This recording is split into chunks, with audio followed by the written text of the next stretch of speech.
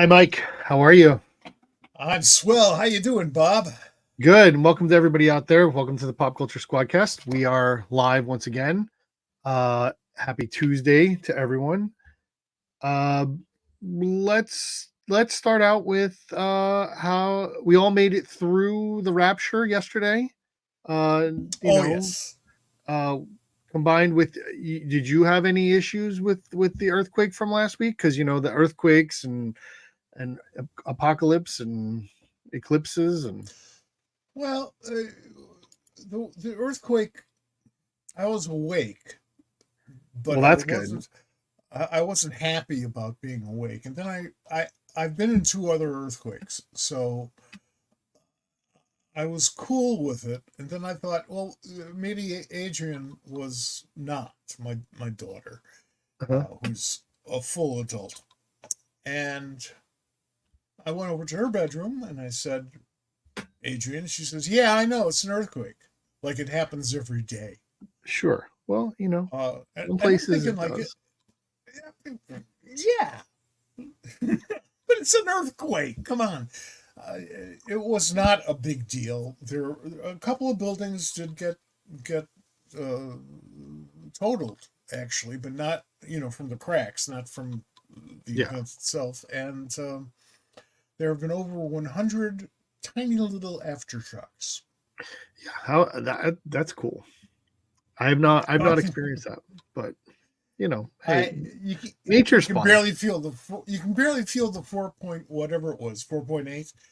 So if it's like a Yeah. 2.0, you're not gonna feel it. I actually, one of the earthquakes I was in Anchorage, because that's where you go for earthquakes, and I didn't feel it at first, but the woman I was with was like 7 months pregnant, and she really felt it. Oh wow.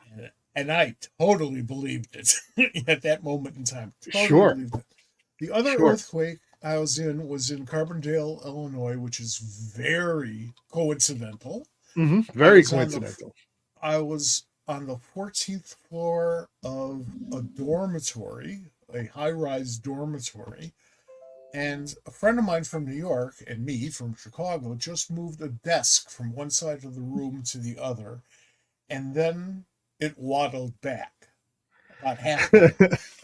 And we looked at each other because we'd never been in an earthquake before, and we never thought just didn't think about earthquakes. As it turns out, Carbondale is right near one of the major fault lines in America.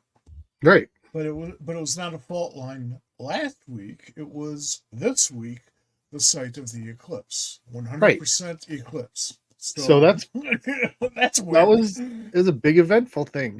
We have we have eclipses. We have earthquakes.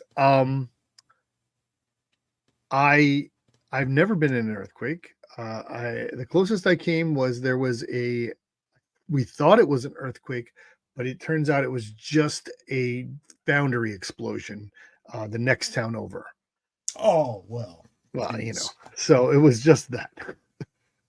Best Um, explosion I'd ever been by, I wasn't there at that moment, was at a paint factory. that's bad. And oh, it's beautiful because the buildings, the structures in the paint factory are just weird and kind of Sure. very science fictiony, until the fire starts, and then you realize, holy shit, that's paint, Yeah, and that's we're not all good. going to That die. doesn't. I'm We're, sure that was not smelling good. no, it was not. I was on the highway, on the interstate, and I could smell it. Everybody was freaking. People were either driving too slow or too fast. You Right. know, it was nuts. Well, folks, I want to let you know that we have a great guest tonight. If you are not familiar with it, David Avallone is going to be on in a little bit. He is racing home from an audition. and he will be here shortly with us. And we're going to get to all kinds of stuff. He's got a great book that's coming out from Image later this month. He's got tons of stuff out with Dynamite that he's been doing for years. We're going to talk about his podcasting career. We're going to talk about a bunch of other things. So please hang on. We're going to get to David pretty soon. I want to do a little pop culture news. And thankfully, it's not as a sad week as we had last week. So thanks folks for hanging out with that. But we got some movie pop culture news in the last week. And this made some headlines and some interesting things. We've now been found out that Julia Garner is going to play the Silver Surfer in Fantastic Four. All we know is that she is going to be Shia LaBeouf. I will say to the folks out there that while I did see this, in my feeds, it also showed up in my text messages from a certain Mr. Gold who was like, "Oh boy, people are going to be pissed," and right. So, what's your opinion on this one? First of all, there have been Galactus has had a lot of people working for him. Sure. And some are we male, didn't know some that. are female, and all across the spectrum. So I don't care. Secondly, I would prefer they give us as little as possible to remind us of the last Silver Surfer or the movie he was in. So I'm fine with it that way. She looks great, and quite frankly, if she's going to look like the Silver Surfer, she'll really pop off the screen, and that's what you want. So I'm fine. Yeah, I mean, I think people get too excited about these things. I think people are like, "Oh, this is what they announced." We don't know that Norrin Rad Silver Surfer is also not going to be in this movie. We just know that she's cast as Silver Surfer and as Shia LaBeouf. Like, there's some other things, and one of our good friends on Movers and Shakers, Brandon, had mentioned that it's important to notice that, like, there's some kind of rumor out there that the Fantastic Four are going to be like an already existing group that is going to migrate into the MCU, the 616 MCU. So this could just be an alternate universe version of the Silver Surfer, and we may have the Norrin Rad version of Silver Surfer when the Fantastic Four movie shows up. There's so much to not get upset about. That's right. And some people like getting upset. Sure. And that's a part of fandom that's always been there, and I've never understood. But okay, if that's how much it means to you, go ahead, get upset. Just don't get in my way of seeing the movie or enjoying it. If it's enjoyable, which remains to be seen. I also believe that there's just as much chance that we're going to have Doctor Doom coming in at the end and setting up the Avengers movies, or at least Secret War. And maybe even we'll see sort of a plow over of the original Fantastic Four number, whatever, 4 with Submariner. Sure. But the guy who's in the movie before becoming the guy with whom we are more familiar. That would be a natural progression. So the little fanboy in me says, well, there's a lot of potential here. Let's see what they do. Well, and that's great. I think it's fun. I think this is the kind of a story that can be just okay. Somebody is cast in this movie. It should raise speculation in positive ways. It should be like, oh, I wonder how that's going to work out, right? Right.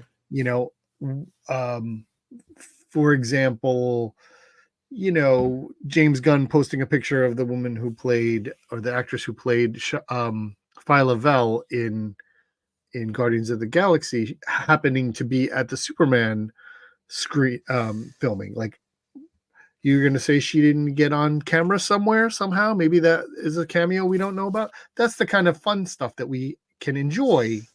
That's right. Any of these people showing up in public with any of these people is a story.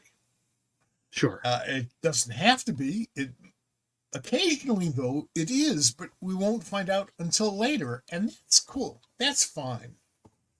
Play with it. That's great. I want to. We're gonna do a little interview Mike Gold situation. I have a couple of things I kind of want to talk about, and it has to do with my own comic book reading and research. And I want to talk about the timeliness of comics and comics being of a time, right? So, do you like ever go back and read the comics that you produced? And like when you were there, how do you like square contemporary speech with and thoughts about what maybe in something that was written 20, 30 years ago? And how do you deal with that? I'm not a revisionist. Okay. So, I am a believer in, this reflects our society, our culture 30 years ago or 40 years ago or whatever. I feel that same way about anything I read that wasn't produced yesterday. It's a time machine. Reading is a time machine. That's why I am so violently opposed, about people revising classic works to make them correct for the time. They weren't set in this time. They were set in that time.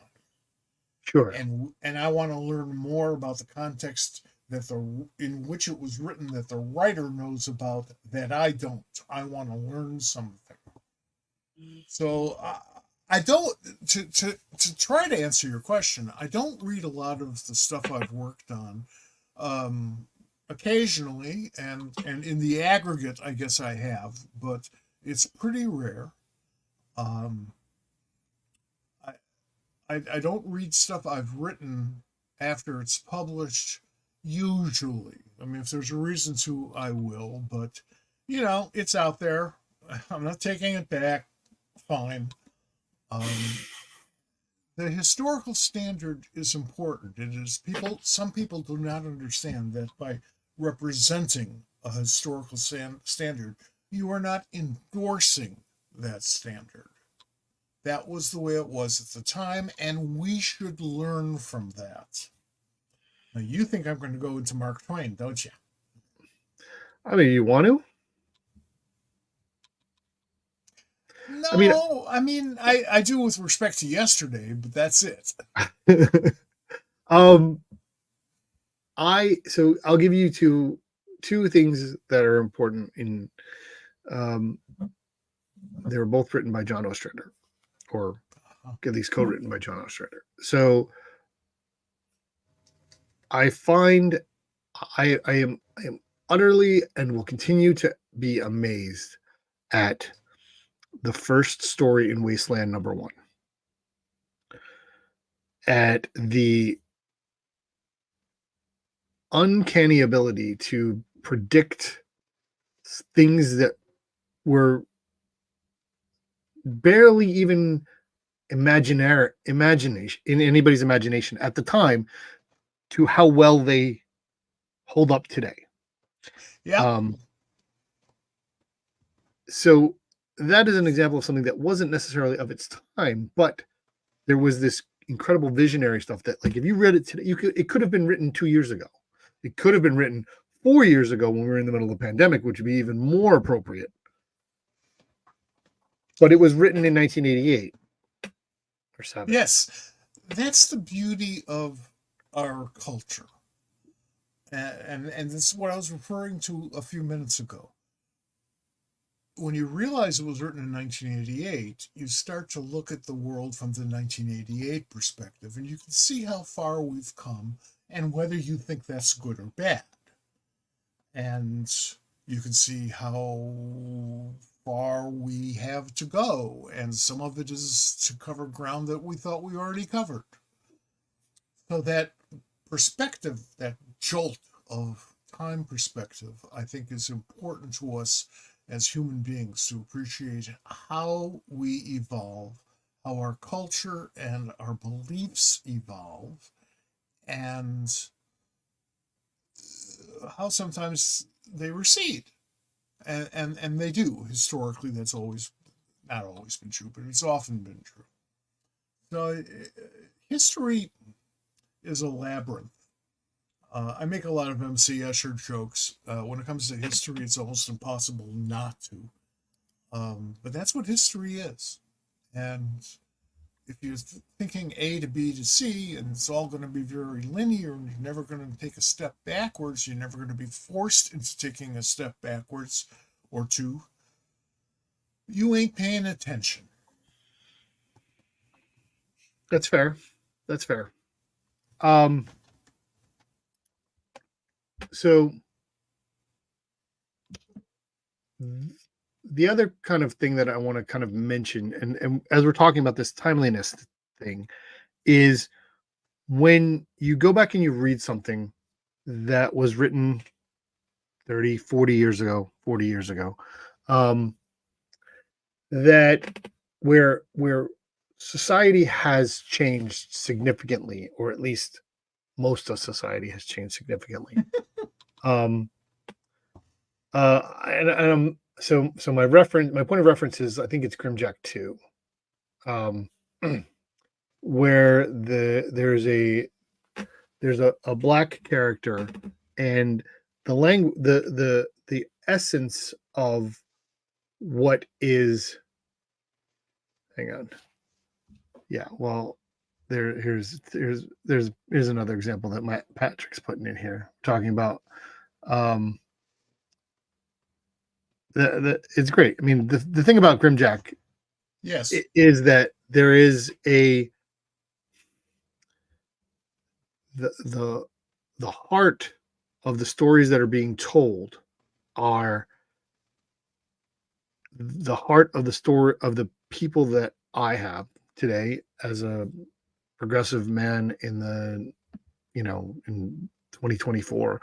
The feelings I have about equality and um, and race relations and equity relations are all part of that same thing that John had then, that was trying to put into there and push forward. But and this is not a big but, it's a small but. Sometimes, like, if you look at things like even in Power Man and Iron Fist, some of the words and the way that the things people said to each other are things people would not say to each other today, because they were the vernacular of the time, right. Even though the meaning and the intent behind people's comments were never meant to be conflated with the language. Yes. So how do you, we're talking back again, looking at the people of the time. How do you feel about that? What's your opinion on how to relate to that? You can't change history, and the butterfly effect. Maybe we shouldn't, but you sure as hell can learn from history. These are learning opportunities. Why is this language okay now and not then? Why is this language bad now and not then? What will be next? And what does changing our language have to do with changing society? If you change your language, there's a whole lot of people out there who will never say the N word except for, quote, the N word. And they think that because they don't use the N word, they therefore cannot be racist in any way, shape, or form. Wrong. It's a word that reflects racism, that is still with us as a name that you use to hurt people, to wound people. Yeah, that's bad. And our culture, every culture, is full of those words. Sure. Full of those words. And whoever it is we happen to be fighting on the battlefields, they get the short end of the stick, and we get the short end of their stick. You know, we lack historical perspective. Too many people think history or Earth started about a week and a half before they were born. And it's not true. We've worked hard to, for better or worse, to get to where we are today. And people who think that that's safe are wrong. We are going to constantly have to defend our positions, our beliefs, always, forever and ever, because there are always people who want it to go back to the way it was, or always people who want to oppress other people for whatever reason, and not just the obvious reasons. Most of it is learned behavior. It's the way you were raised. It's the environment in which you were raised. We have to change that and let the language reflect the change. So I don't have a real problem. When the Wasteland documentary, when the Del Close documentary came out, DC wanted to reprint some of the issues of Wasteland in their digital form. And one of those stories had the N-word. And they didn't want to reprint that. And the editor, I didn't know that. Marie calls me up and calls John up. We're on this conference call. And as much as I respect her work, and her work at DC has been stunning lately, I could not say, well, go ahead and change it, which is what she wanted, I think, what she wanted to hear from me or John. You know, it was printed that way. That was the history of it. There's a reason for it. And times have changed. We wouldn't do it that way now. We'd figure out a different way to make that point. But in 1988, that's how we made that point. And it was perfectly acceptable, whether it should have been or not. It's retroactive reality. It should have been perfectly, I mean, it reflects its time. And I'm unapologetic. And DC had to decide for themselves whether they wanted to reprint that, because neither John nor I wanted to change history. And I think you're going to have a hard time finding people who are aggressively more progressive, I don't like the word, than Sean or I. And in my case, there's quite a bit of militancy to that. So, you know, that's how I see the world, and I'm perfectly prepared to defend it. One thing I did reread about 10 years ago was an editorial I wrote for the Chicago Seed back around 1970. And it starts out with this philosophy I have quoted ever since, which is that when it comes to the Arab-Israeli conflict, I don't have a horse in the race. Now, people assume because I have a Jewish last name that therefore I must be A, B, C, D, and E. None of that. I don't believe in a Jewish state. I don't believe in a Muslim state. I believe in freedom of religion. And I also believe in freedom from religion, because you can't have one without the other. So I don't have a horse in that race other than the fact that, hey, you're killing people, folks. Come on. Right. Over what? Over what? Well, over what is over their religion and what they do with it, where they put it. Nobody's right or wrong unless everybody is right and wrong. So again, we're back to the timeliness. Like, you're talking about this, something you wrote 50 years ago. And yeah, Jesus, 50. It's more than 50 years ago. I know. I'm not doing because when you were 20, I wasn't here yet. No, I know. Most folks out there in the ether were not. I don't know. I don't know how I lived this long. Well, I'm glad you have. You know. Thank you. I did die a few times. We can. I think you've exceeded your allotment of that. So we're just gonna keep you around forever. We are our guest is here, so folks, we're gonna get to David very shortly. He made it, and we're very happy about that. I just want to I want to touch on just a couple of the books that are coming out this week because if you go to popculturesquad.com, you will see today we posted the new number ones for this week, and I want to highlight this book especially because I'm gonna be reading it as soon as we're done tonight. A new book from Ahoy, which we love Ahoy, and this is basically a couple of ne'er-do-well henchmen who try and figure out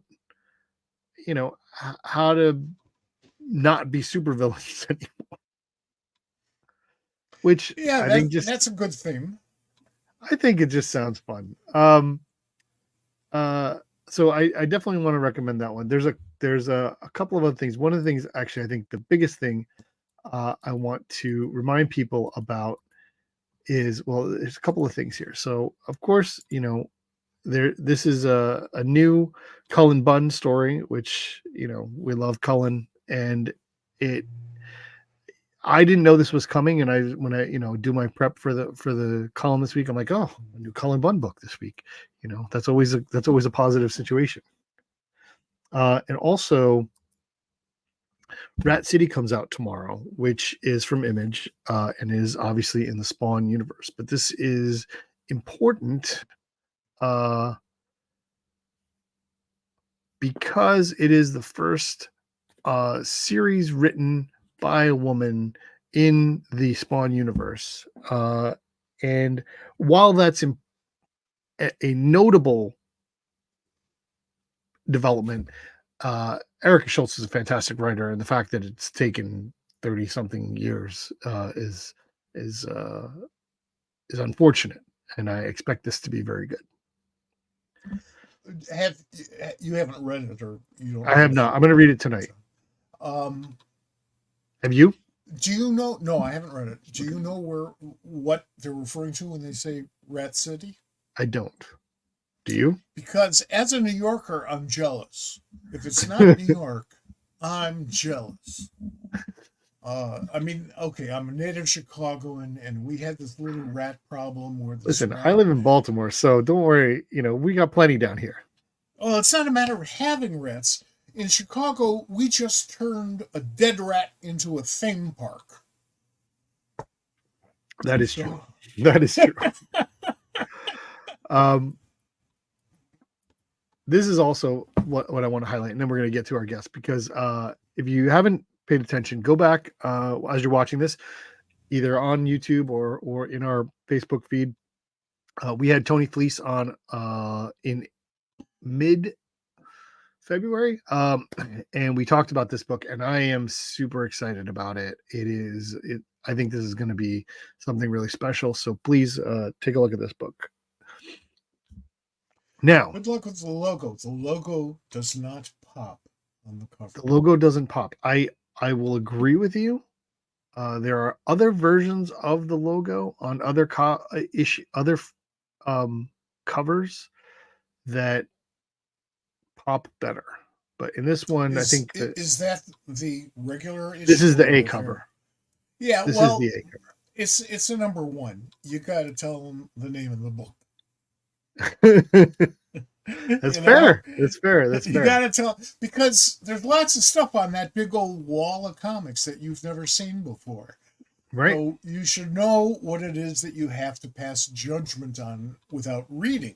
It's like, will this be entertaining to me? Will I find this interesting? Will it piss me off in the right way? There are all these questions you can't find out until you read it. Did you ever have anything published with the title, the logo below the middle half of the page? I want to say probably, but I can't recall a single instance. I tended to art direct my own covers at DC, which was a no-no. We had an art director who was very talented.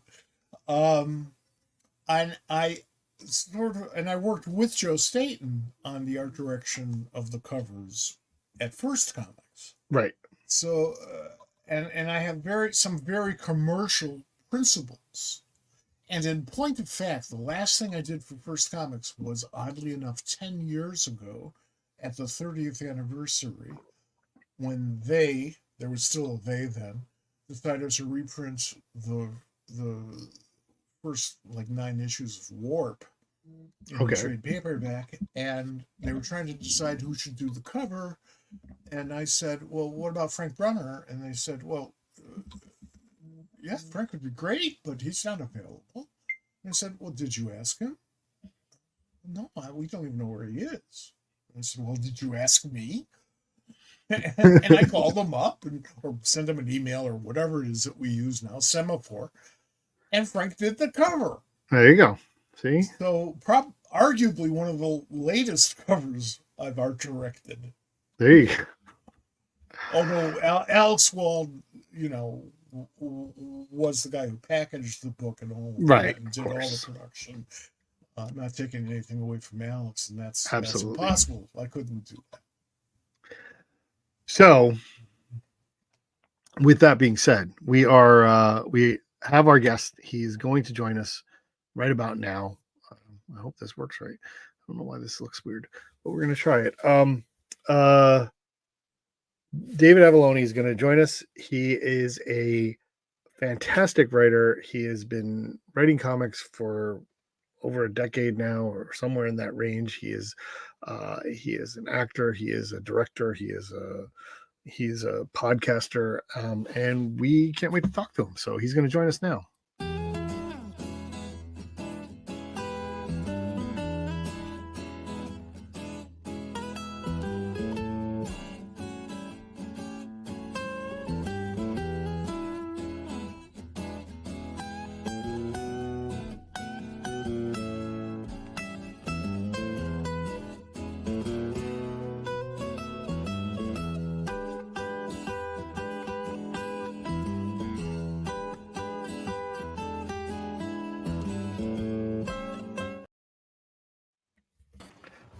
Hi, David. Hey, nice to see you guys. You say podcaster like it's a good thing.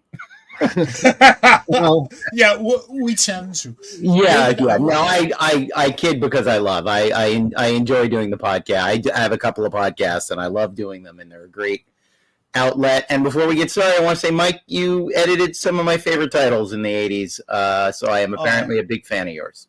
Well, thank you, and let me respond with an apology. The apology is for what I, at some point in the next hour and a half, am likely to do, which is to call you by your father's name. That has never bothered me my entire life, and I think it's funny. By the way, as an aside, when people forget my name, even people who apparently do not know my father, what they pull out of the ether is Michael. Just as a weird ass my entire life, and people are like, wait, your name was Michael, right? I'm like, no, but you're in the neighborhood, so it's a well used. Yeah. I was a big Ed Noon fan. Oh, nice. When I was a teenager, and there were still things like paperback books and spinner racks. Sure. So I was a big Ed Noon fan. What was there, about 3 dozen books somewhere in that neighborhood? There are 36. And since, he going from 1953 with The Tall Dolores to High Noon at Midnight in 85. And there are 2 sequels to that are unpublished, and I'm going to publish them. So just great! If you want to, if you want to go down memory lane, I've got 31 of them currently up as ebooks on Amazon. Oh, that's terrific.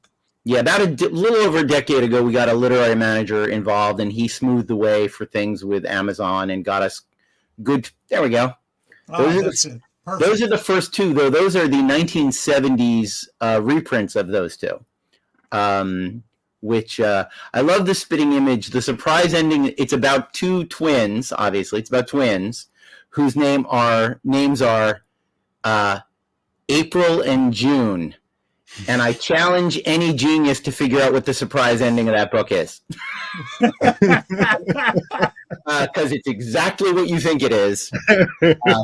What happened to May? But yeah, it's a fun. They're great books, and I'm a big fan of them myself. Let me give not you, but the audience some context here. Yeah, well, I think we need to do that. Back in the 60s, we had comic books. We had lots of comic books. And we had lots of places to buy lots of comic books. And most of those places had these spinner racks full of paperback books.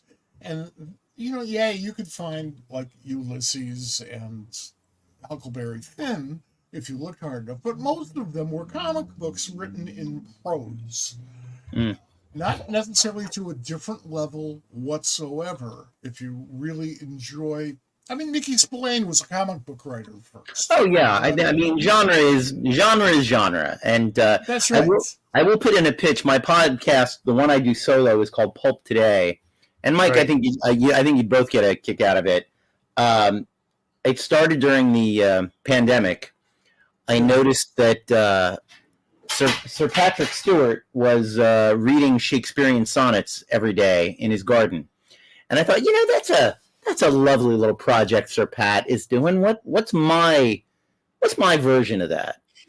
And I told someone I wanted to do a video talking about the Flitcraft story from Maltese Falcon, and they said, "Why don't you do a thing where you read pulp novels?" And I said, that's a great idea. And I will say that in the first 10, 15 episodes, it's up to 74 now, I think. Wow. I did talk primarily about what people think pulp means, which was fedoras and handguns and, crime novels. But I believe in the larger definition of pulp, which is anything printed on crappy paper. So anything that's ever been in a paperback, anything that's ever been in a magazine, anything that's ever been serialized, it's all pulp. I actually did an episode where I read from the recent translation of the Odyssey and called that episode The First Pulp. Because it's all sex and adultery and monsters and violence and angry war veterans, which are all big tropes of the pulp world. And I also had, to sort of back myself up, I don't know if you know Jess Nevins, really amazing historian of pulp. I did an hour-long interview with him, which I cut into 3 episodes, talking about the history of genre fiction and the history of pulp, and just an incredibly knowledgeable guy. And also of interest, I recently, in the last 3-4 years, I went back to writing prose, which I hadn't done in forever. And last year I got asked to do an anthology called The Dead Detective Society. Oh, yeah. And the editor, James Avallone, I think he loved the idea because he has a zombie detective character that he writes. I had nothing, but James is an editor who likes me, and he reached out and said, "What do you want to do?" And I found myself thinking about the 19th century detective Nick Carter, who was rebooted by my father in 1964 as Nick Carter Killmaster, a very James Bondian kind of a fellow. And while there is nothing supernatural or science fictional in those books, I went, okay, well, what if it's the same guy? What if Nick Carter from the 19th century is somehow reborn in the 60s as this James Bondian super spy? And I reached out to Jess Nevins, God bless him, and he said, he had a supervillain that kept coming back from the dead and that had a suspended animation machine. So that's all and I'm talking about the 19th century detective now, not the Killmaster. So I was like, okay, so they brought him back to life using the Dr. Jack Quartz rejuvenation machine, no problem. And I wrote a short story. It's the most I have ever written in my father's style, called Nick Carter Recalled to Life.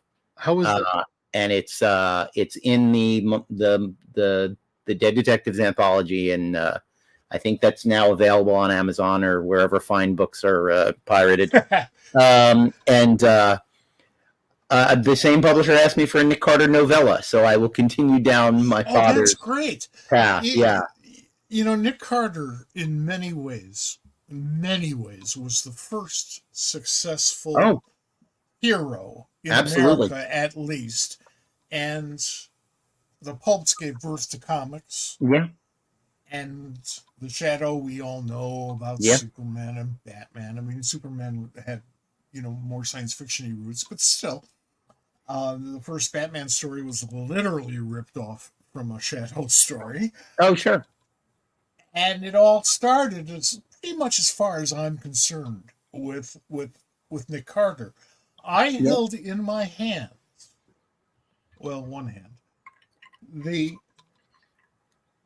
first of the sort of Penny Dreadfuls. The first Nick Carter. Nick Carter. Wow, that's amazing. I think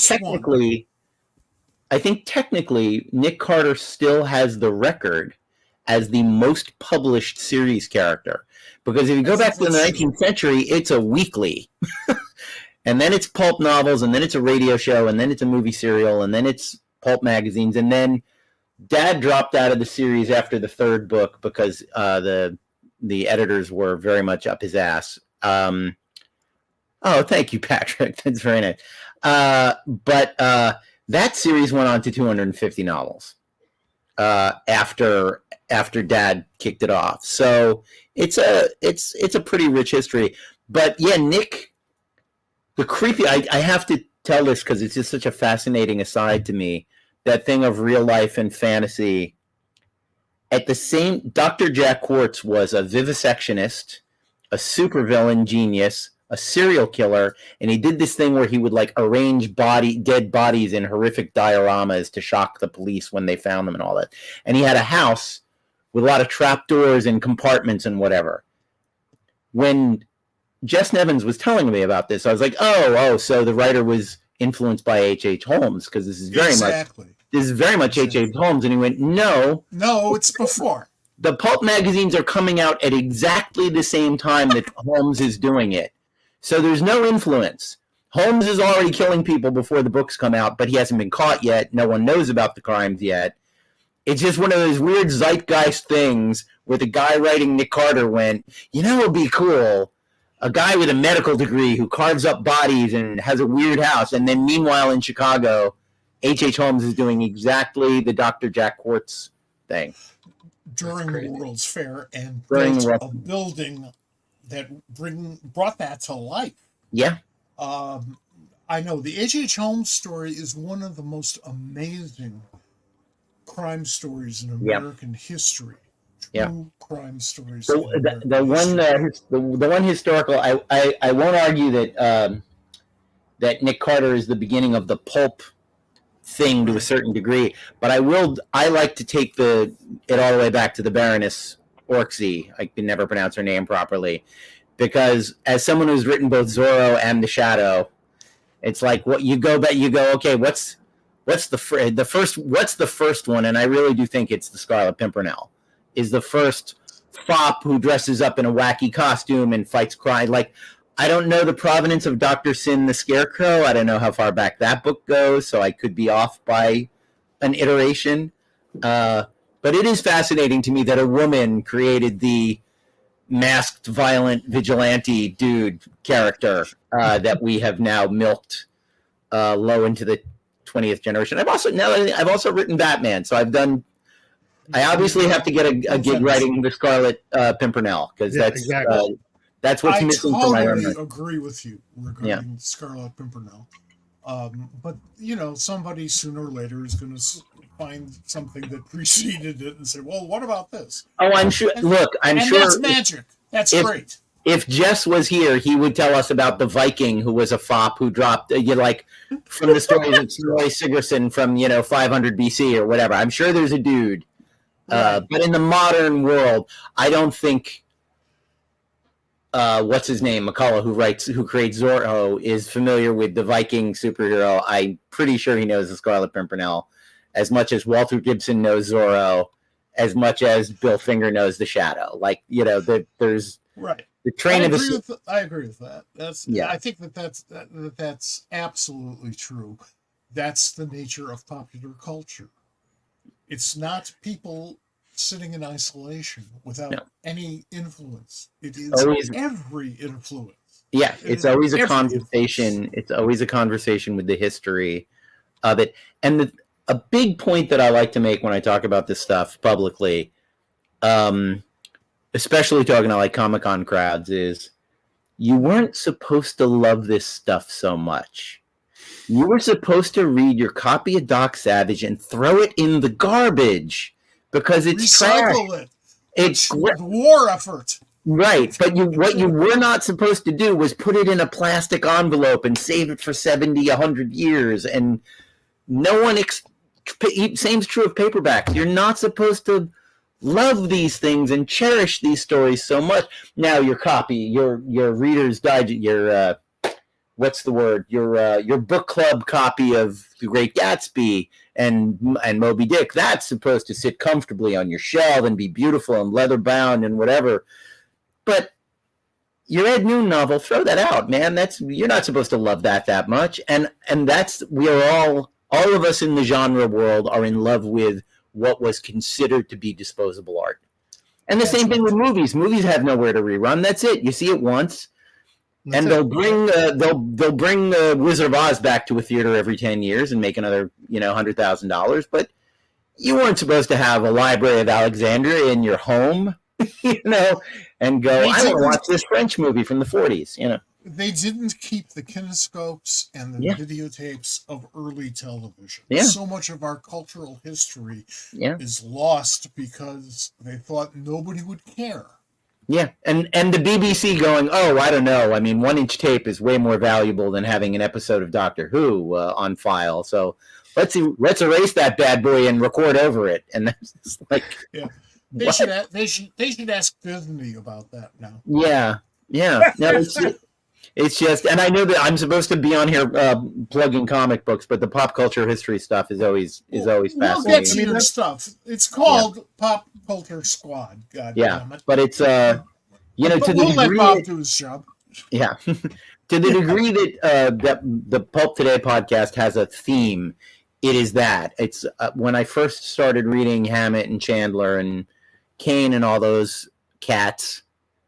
I was sort of retroactively mad at my English teachers because I said, this is as good as Fitzgerald. This is as good as Hemingway. This is as good as Faulkner. It's just not about rich people. It's not, it's not about, it's about poor people living in the city. And that's not as cool, I guess. That doesn't get you reviewed in the New Yorker. And that's how I discovered your father. Huh? By going to the bookstore, there was this great place that had every paperback in print and every magazine in print. And I'd go there every week and spend a small fortune. And in that same section, sorry? Which was like $5. Yeah. Oh, $5, my God. I had a secret weapon. I worked in a used bookstore when I was a teenager. There you go. Let's see. I don't know if this one will have it. No, but most of my books have on the inside front cover, after you've read it, swap it for credit. The Book Swap, Milltown, New Jersey, because that is where I pilfered. I'm sorry, the Book Swap where? Milltown, New Jersey, and it hasn't existed for decades, sadly. Oh. And I would say that what kept the doors open were Harlequin romances. We had like a room, right, like 10,000 Harlequin romances in it. But I had a great collection of stuff. I still vividly remember the day that a guy came in and he had all from different publishers, but he had a complete set of the Edgar Rice Burroughs, John Carter books. And I was like, oh, those are going right in the bag, man. Those aren't even taking a turn on the shelves for a minute. Those are just going right in the bag. Because I need that. I think I had read Princess of Mars and Gods of Mars. And I got to write John Carter last year, and I will brag about changing the one thing about him that always bugged the crap out of me in my story. Really? It was in an anthology. It was in Savage Tales. Dynamite put out a couple of Savage Tales issues, and they asked me if I wanted to write John Carter. And I wrote something called Honeymoon on Mars, which is John and Deja go off on their honeymoon, and they have a little adventure where they rescue the greatest telepath on Mars. from kidnappers. And Deja says, a wedding present I can get you. Here, the great, I can't remember the character name, will read your mind and tell, you don't know your origin. You don't know who you really are. He can go back in your memory. And the guy reads his mind, and there's this explosion of violent imagery. And he goes, you know what? I didn't get back to the beginning. I'm sorry. It was too dark and violent, and I couldn't. He said, but I did learn something about you. You are a mercenary. You have lived thousands of years, and you have done nothing but make war, and you have never fought for anything that you cared about, believed in. You just wanted to kill. Until Deja Thoris. And now you have something to believe in, and now you're a good man who believes in justice and mercy and doing the right thing, because that woman stands for those things, and now you stand for those things. Basically erasing the idea that being a Confederate cavalry captain is a good idea. That a hero. Since I was a little boy, I was like, but he fought for slavery, man. I do not like that about him. No. He seems against it on Mars. He that part didn't end well for him. Yeah, no, he got a makeover. No, and definitely, look, I Burroughs never leans into that. That's just a trope that he borrows. It's such a. I always tell people, watch every Western. There's a guy in a blue coat and a guy in a gray kepi. Like, there's always on the periphery of every story. The noble member of the lost cause is just a cliche that I want to kill. So I thought it would be cool to have a mind reader tell John Carter, yeah, you just liked killing folks until you met her. She made you a hero. You were never a hero. You were just a killer. You were a killer for Napoleon. You were a killer for Alexander. You were a killer for Caesar. Sometimes you were a killer for the United States government, but now you fight for justice because you fight for the love of Deja Thoris. And that it pleased me to get away with that. There's a little Michael Moorcock in that. Oh, totally. Well, I mean, I should say there's a little John Carter in Michael Moorcock, because the Eternal Warrior more than a little. Michael used to edit the Tarzan comic book in England. Yeah. So he knew his Burroughs. Yeah. No, and Moorcock is great. And again, we all draw from that which we love and do our remix. I mean, again, my current comic with OHPL there, another case of dealing posthumously with someone's racism. Sure. It's funny story. Because you missed our earlier discussion, but we were actually one of our earlier topics was, how looking back on things that were that are problematic, for lack of a better word, when they at the time they weren't intended to be. Mm-hmm. It's just a matter of the time and being able to understand that. And we talked about that. So there's this incredible synergy that's happening with the conversations we're having. And I'm really excited to have you on. I don't know if you remember, we did meet in person at LA 2 years ago. That's right. You look familiar to me. And it was great to have you on. And I wanted to talk about, and let's do so we can get to other things, but I do want to talk about, let's talk about Drawing Blood, which is a book that you've worked on for now 5 years or so. Yeah, a little longer, actually. It's, and again, there was a period when Eastman worked on it alone for 10 years, developing it. And I'll tell you that when we started working on this, he showed me the stuff from 10 years before we met, the stuff from 2004 or 5 when he was working on it. And I said, not just because it benefited me enormously that you didn't release this, it's probably a good thing that you worked on it another 10 years and brought someone else in, because the version in 2005 is really angry. And it's really, it's, I mean, I think what we've created together is pretty dark, but there was stuff that he hadn't gotten over yet about some of the way his friends, colleagues, hangers-on, parasites, and partners had treated him over the years. I am not saying The Venn diagram of who's who is left to the audience's imagination. I'm not saying how many are both or 3 or 4 of those things, but famously when we met at to go back to the beginning, we met at Emerald City Comic Con, and I was a baby comics writer. I'd written maybe 2 series, and I talk about this a lot because I'm obsessed with networking and with teaching networking because I think it's a horrifically misunderstood thing. I resolved to teach networking when I attended Long Beach Comic Con, and they had a networking panel, which I did not attend. And after that, they had a cocktail party. And a kid who had come right out of the networking panel walked up to me, jammed a self-published comic in my chest, and said, "I want you to read my comic." And I said, "Were you in the networking panel just now?" And he said, "Yes, I was." And I said, "And they in no way told you not to ever do that, ever?" It didn't come up that you shouldn't do that to people at cocktail parties when they're going to have to walk around with your comic in their hand for an hour. Anyway, so it made me obsessed with teaching it. And when I met Eastman, I had the advantage, I think, that the idea that I would ever collaborate with Kevin Eastman was further from my mind than, like, Voyager is further from the Earth than the idea was. Somewhere beyond the Oort cloud was the idea that someday Kevin would want to work with me on something. He was a stranger. I didn't know him. I like the Ninja Turtles, but I'm not an obsessive super fan or anything like that. So we talked about Bob Kanigher and Russ Heath.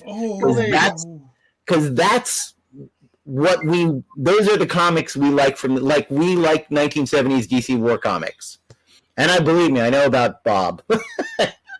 I know what Bob is a running theme on this show. Yeah, so Bob's a running theme in American comics. Yeah, but I had done some work with Hero Initiative for Russ fairly recently, and I think that came up in conversation, and it ended with it turned into a long conversation about the Unknown Soldier and the Haunted Tank and Sergeant Rock and Joe Kubert and all that stuff. And we became friends. We had a lot of funny small world life coincidences. I ghost wrote a couple of movies for Andy Sedaris, and literally the minute after I quit working with Andy, he married Julie Strain, and then he's on the set of the next 3 Andy Sedaris movies. So, like, we missed each other by a month in that world. I was working for Limelight production company in Hollywood as a PA up to a month before they started production on the first Ninja Turtles movie. So we literally, fate tried to get us in the same room multiple times, and I kept going, screw this job, I'm out of here. Anyway, long story longer, at San Diego Comic-Con, at the Odyssey Bar in the Hilton, which I can honestly say is where 90% of my comic book career was born. Every fruitful conversation I've had with an editor started at at the Odyssey Bar, not just at San Diego, not just at the Hilton, one table really at the Odyssey Bar.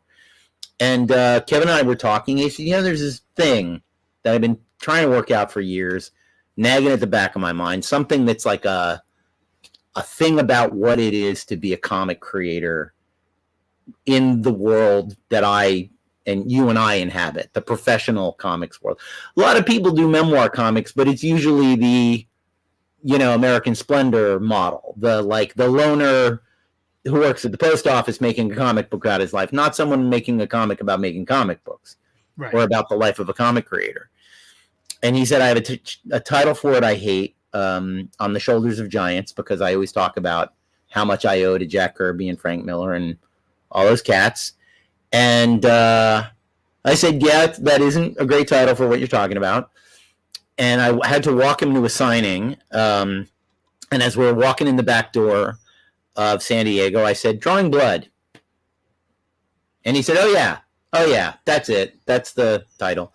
And even with his fame and vast fan base, I will say, I've told this joke before, that going to his fan base with this project, you're going to people who like the Power Rangers and say, you know what you're going to love? All that jazz. You like Godzilla movies? You like anime? Here's Fellini's 8.5. You are going to just dig the hell out of this thing. It's a middle-aged artist ruminating about his life and career, flashbacks, fantasy sequences. It's very influenced on my end by 8.5 and all that jazz and all of that sort of. And the first thing that Kevin gave me, because I had no knowledge of this whatsoever, it was just not the kind of comics news I was tuned into at the time. He gave me that 60-page Comics Journal interview with Gary Groth about Tundra. I had not known the history of Tundra. Mm-hmm. And I was like, okay, there's a great story piece in there. And Kevin was also obsessed with, as a big fan of Wally Wood, there's that famous interview with Wally where someone asked him, what's it like being a world famous cartoonist? And he said, if I had known what my life was going to be like, I would have cut this hand clean off my body.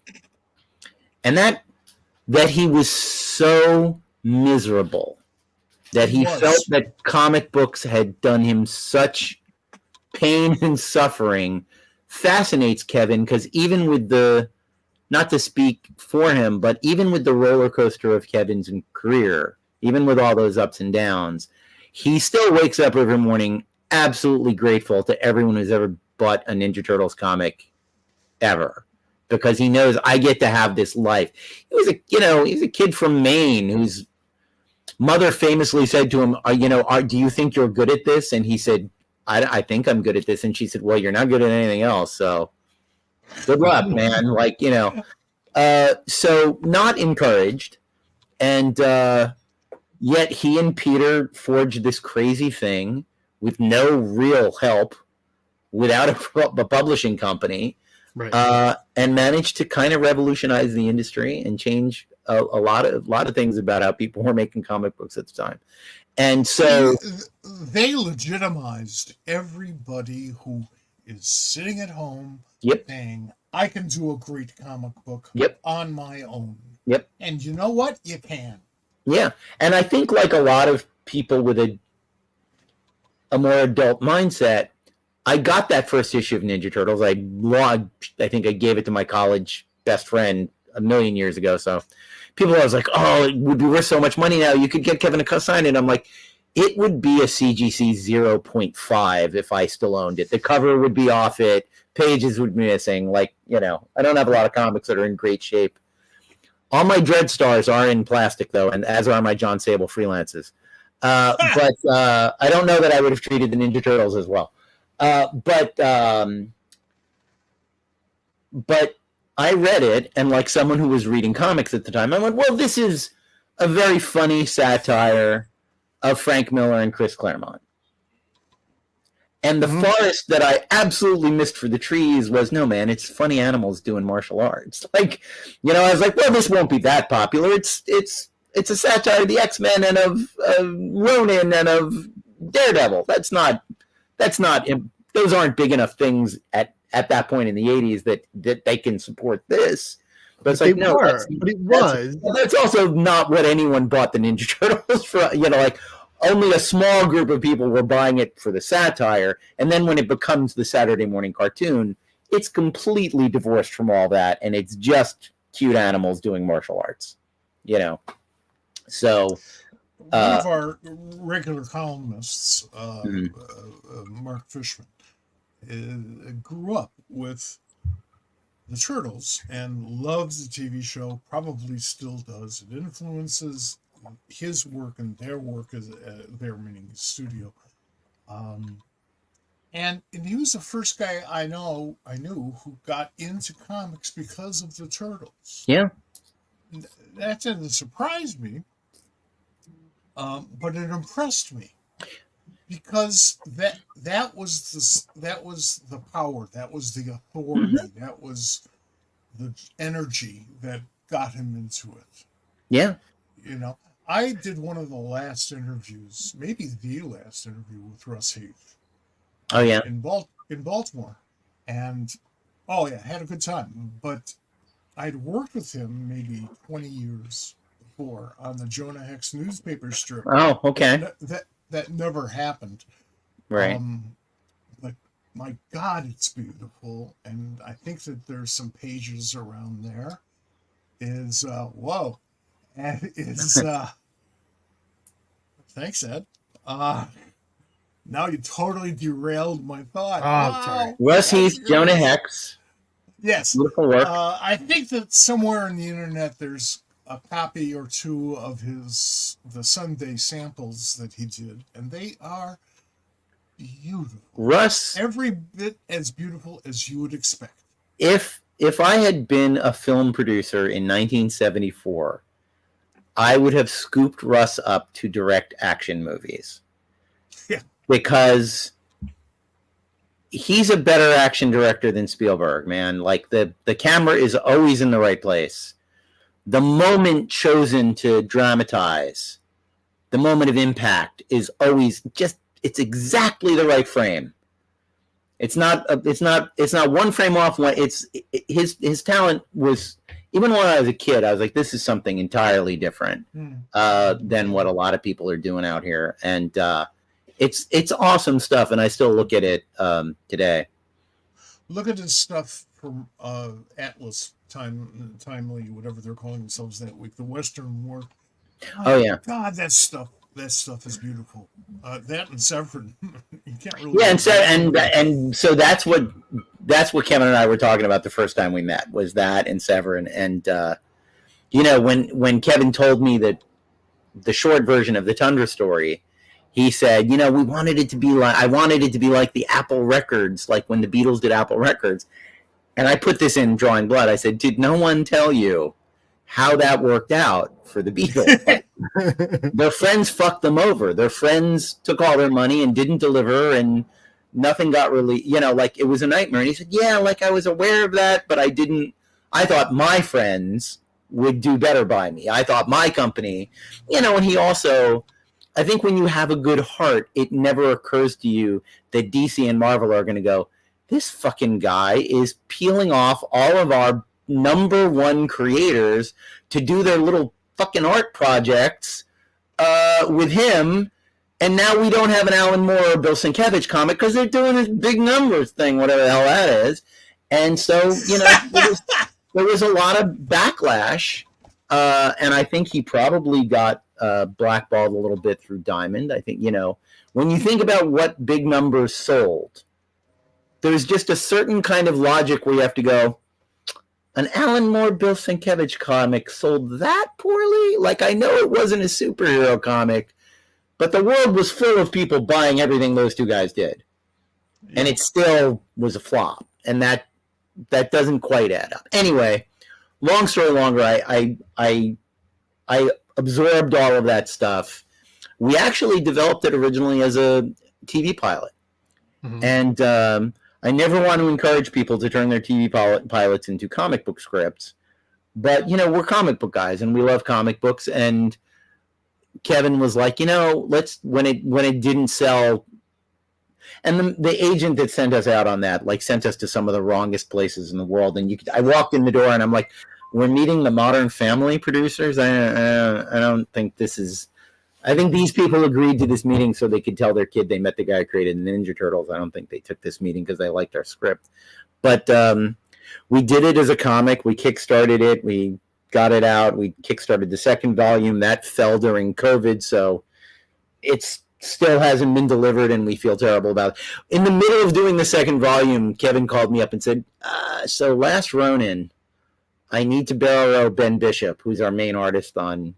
I was like, oh man, that's going to put us so far behind. Yeah, well, Ronin has... Yeah, well, that was the logic. What I said to them at the time is there will be fans who are pissed at us that they didn't get their kickstarted book. But I would say 99.999% of the people who are waiting for Drawing Blood are actually going to be just a little bit more excited to get the Last Ronin. So I think we'll be okay. I think we'll get away with it. And then in the last, about a year ago, we got in touch with Eric Stevenson at Image, and he was very excited about the book. We sent him everything that was finished, sent him even the undrawn scripts, because I had written up to issue 9 at that point. And we are in the enviable spot that comic books are never in because of the Kickstarter of it all, that the first issue comes out in 2 weeks. I've written up to issue 9. It's drawn up to issue 8. So that's great. So I think we're going to be okay on deadlines. I think we're going to meet our deadlines. But yeah, it's very I do filling out the paperwork for the Lunar catalog, which is where Image now puts their stuff. It says so much about how people view comic books. Drama was not a genre I could choose. How crazy is that? That drama is not a preset. You can do historical drama, but comedy drama, not a thing I could choose. I think because there's a gunfight in the first issue, I think we chose crime.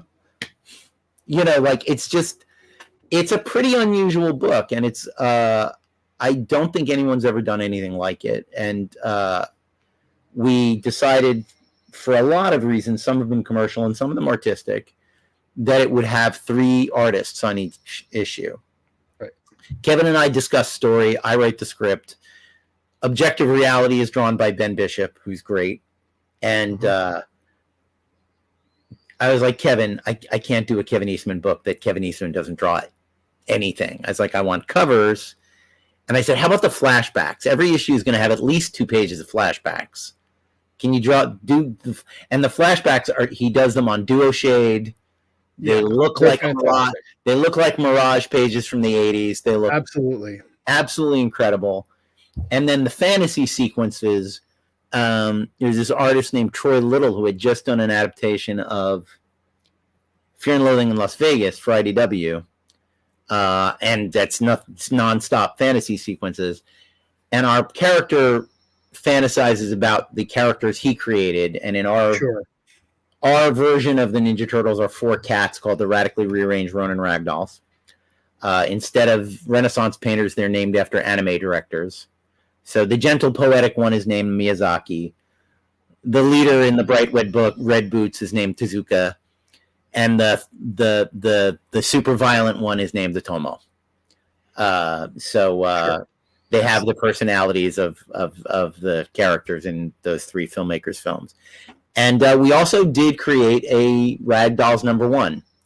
And that was a little bit of the tail that wags the dog. When we were doing the Kickstarter, I was like, let's make that the stretch goal. That if we hit $100,000, they get the kit, they get the cats, they get the Kung Fu cats. And they did. And when I wrote the first issue of that, I was kind of like, it started out very much as a pastiche of a pastiche. But it's really got its own life, and I love the girls, and I could write 300 issues of them. And we've done 5 now, Radically Rearranged Ronin Ragdolls issues, because they're a fun commentary on, by making a comic set in the world of comics, we're commenting on the history of comics to a degree. And you also end up having to create a bunch of comics that your fictional characters have created. So the character based a little bit on Wally Wood, and he's drawn to look like Jim Steranko just because that's a hilarious look. And I totally love that. When we were talking about what should Frank Forrest look like, I think I'm like, it's Steranko right there. I think Eastman said, how about Steranko? How about big white hair and a breasted gray suit and a turtleneck? Big glasses. It's such an iconic look. Let's do that instead of drawing him to look like Wally Wood or something like that.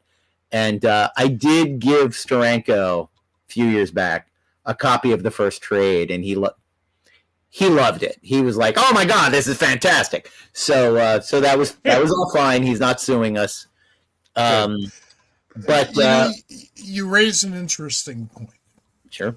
With your dedication to the anime directors, did you get their permission to use their names? Permission to use their names? No, not for character names. No. No, because that reminds me of a Harlan Ellison story, and you're vaguely connected to it. Because it was about a Man from U.N.C.L.E. script that he wrote. Oh, yeah. And your dad did 4 of those novels, as I recall. Well, he did the first Man from Uncle, and then Two Girl. Yeah, right.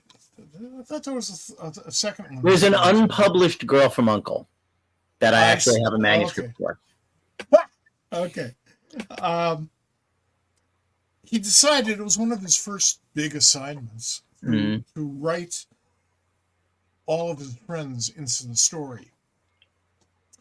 He thought that would just be cool, and often that is, unless one of them is Harlan Ellis sues you and MGM, and MGM can't distribute in syndication that episode because of all of the lawsuits going on. I don't know how long it was tied up, but that's an annuity for MGM, and they weren't doing so well in those days anyway. That's funny. Oh, yeah. So Harlan actually cost them a lot of money by doing that. I like that story. He didn't talk about it very much. Harlan lucked out, I gotta say, with judges, because a judge that understood science fiction tropes. Yeah. I think that Jim Cameron is a talented guy who has never had an original idea in his life, and there's nothing wrong with that. That's why he's a director. He's not much of a writer. But saying that, I don't think, of all the things that Cameron has ripped off, he ripped off Harlan Ellison the least. And Harlan got a judge that didn't understand that there are 1,000 science fiction stories with that premise. And Cameron didn't have a good enough lawyer to say, Judge, here's 40 other... May I present this Theodore Sturgeon novel with the same plot? He lucked out, My understanding is Cameron actually said it. Yeah, that doesn't surprise me. Also, I dated one of the colonial Marines from Aliens, the redhead who's first to die, the medic, Dietrich. And in passing, and this is long before the movie adaptation of that was made, I said, yeah, I always thought it was a cross between Them, a lot of imagery and characters and ideas from Them, the giant ant movie, and Starship Troopers. And she said, oh, Jim gave us all Starship Troopers to read and said, this is the movie we're making. Oh, smart. And I said, Jesus, Jim, don't fucking say that to your... I mean, luckily none of those actors have told that to, anyone's lawyers, but it's like he has frequently said, oh, this is the thing we're ripping off. And I think the Harlan experience has taught him not to do that anymore. The most abstract one, and I almost appreciate the degree of abstraction, is The Abyss, is 2001: A Space Odyssey. Of course. And Michael Biehn is HAL 9000, the crew member that goes crazy and tries to kill everybody. Right. I'm still waiting for his Aquaman. Until he makes that, I'm not paying attention. And he never made his Spider-Man either after talking about that for such a long time. Yeah, that's true. Yeah. Yes. But yeah, all of that to circle back to Drawing Blood. So yeah, it's this comedy drama set in the world of comics about a guy who once made several $1 million and then spent it all on a publishing empire that failed, and then is sort of trying to rebuild everything from that. And it has a very flawed main character. And so the Frank Forrest character, for him, we created a little bit the Spirit, little bit Batman character called Night Avenger. In the 4th issue, he meets a webcomic, a young woman, teenager making a webcomic called GTFO Girl. I actually have the great comics writer Amanda Dybert Staggs wrote a 4-page GTFO Girl comic for me, and it's being drawn by the great Skylar Partridge. That's probably going to be a backup feature in the 4th issue. David Costa did a Night Avenger Sunday strip, which will be in the 2nd or 3rd issue. I think it's in the 2nd issue. So yeah, we love this idea of like commenting on the whole history of comics. And with the Ragdolls, Kevin did the layouts, and which was very flattering to me to have Kevin Eastman want to do layouts of something that I wrote. And Troy Little did the inks. And when we came back to him, he said, please don't make me ink Kevin Eastman again. It was like, one, it's too hard, and two, his layouts are so pretty and they're modern art, and I feel like I'm literally like making a Picasso look like a real woman when I draw on Kevin's layouts. Like, no, man, let's leave these as art. So I said, what do you want to do? And he said, let's do the 90s Ragdolls comic that was the spinoff from the Nickelodeon show and has a really cartoony TV cartoon style. Nice. So that's what the 4 other issues we have are in that style rather than in a sort of 80s. That's such a great concept where because of what the turtles are and how they have evolved, it's a perfect. Yeah, there are 1,000 different versions of the turtles. So our idea is that there are 1,000 different versions of the Ragdolls, and that, you know, the various pressures of the format change what the Ragdolls will be to whatever generation discovered them. Sure. And, you know, along those, like, one of my dream spin-off projects from this is I want to do the Marvel Comics 1989 gritty Night Avenger movie adaptation from the Tim Burton Night Avenger movie. Exactly. Because I think Dave Acosta can do me a pretty good Sal Buscema impression. And Sal rushed. Sal phoned it in. Sal trying to meet a deadline and not putting a lot of detail on the page and all that kind of thing. So yeah, we're planning to have as much fun as we possibly can within this format. I really love this book, and thank you. I wasn't a backer at this. I missed this somehow in Kickstarter, and I apologize for that. But that's all right. As I was reading it, like there's something, intrinsic about it. There's something that just hits me as a comic book, as someone who loves comic books with all of my soul, and it fuels my soul. There's something, and who spends my life and my time talking to comic book creators, and they're some of my best friends, and understanding how much of that world is behind this is amazing. And thank you. What you've put into it is fantastic. Please go get it. I have to say that is the intention. Kevin wants to honor the experience. His first thing was, we all sit around in these convention bars until 3 a.m. and we tell these stories to one another about all this crazy shit that's happened to us. And, you know, people read it and they go, well, how autobiographical is it? And it's like, we take pains to make it not autobiographical. Right. I mean, Kevin always says, I've never been in a gunfight. There's a gunfight in the first 6 pages. So right there, that hasn't. But we've all been in situations where criminals were involved in the fundraising of a project that we're working on. Right. We've all dealt with sleazy people. We've all dealt with running out of money and having to bend the law a little bit to make payroll. And it's not that it's autobiographical or true story. It doesn't read that way to me, but it reads as if it could be. It's a montage of everyone's true stories, right, to a degree. Like, it's not, you know, one of the dodges, because people always ask me, well, you know, the Ragdolls are created by Shane Bookman and his brother, Paul Bookman. And people always say, well, is that Peter? And I always say, I've never met Peter. Obviously, Kevin has told me stories about Peter, but borrowing from, I don't know if you're familiar with the Ronald Coleman version of Lost Horizon. Oh, yeah. This is going to sound like a weird, but I borrowed an idea from that.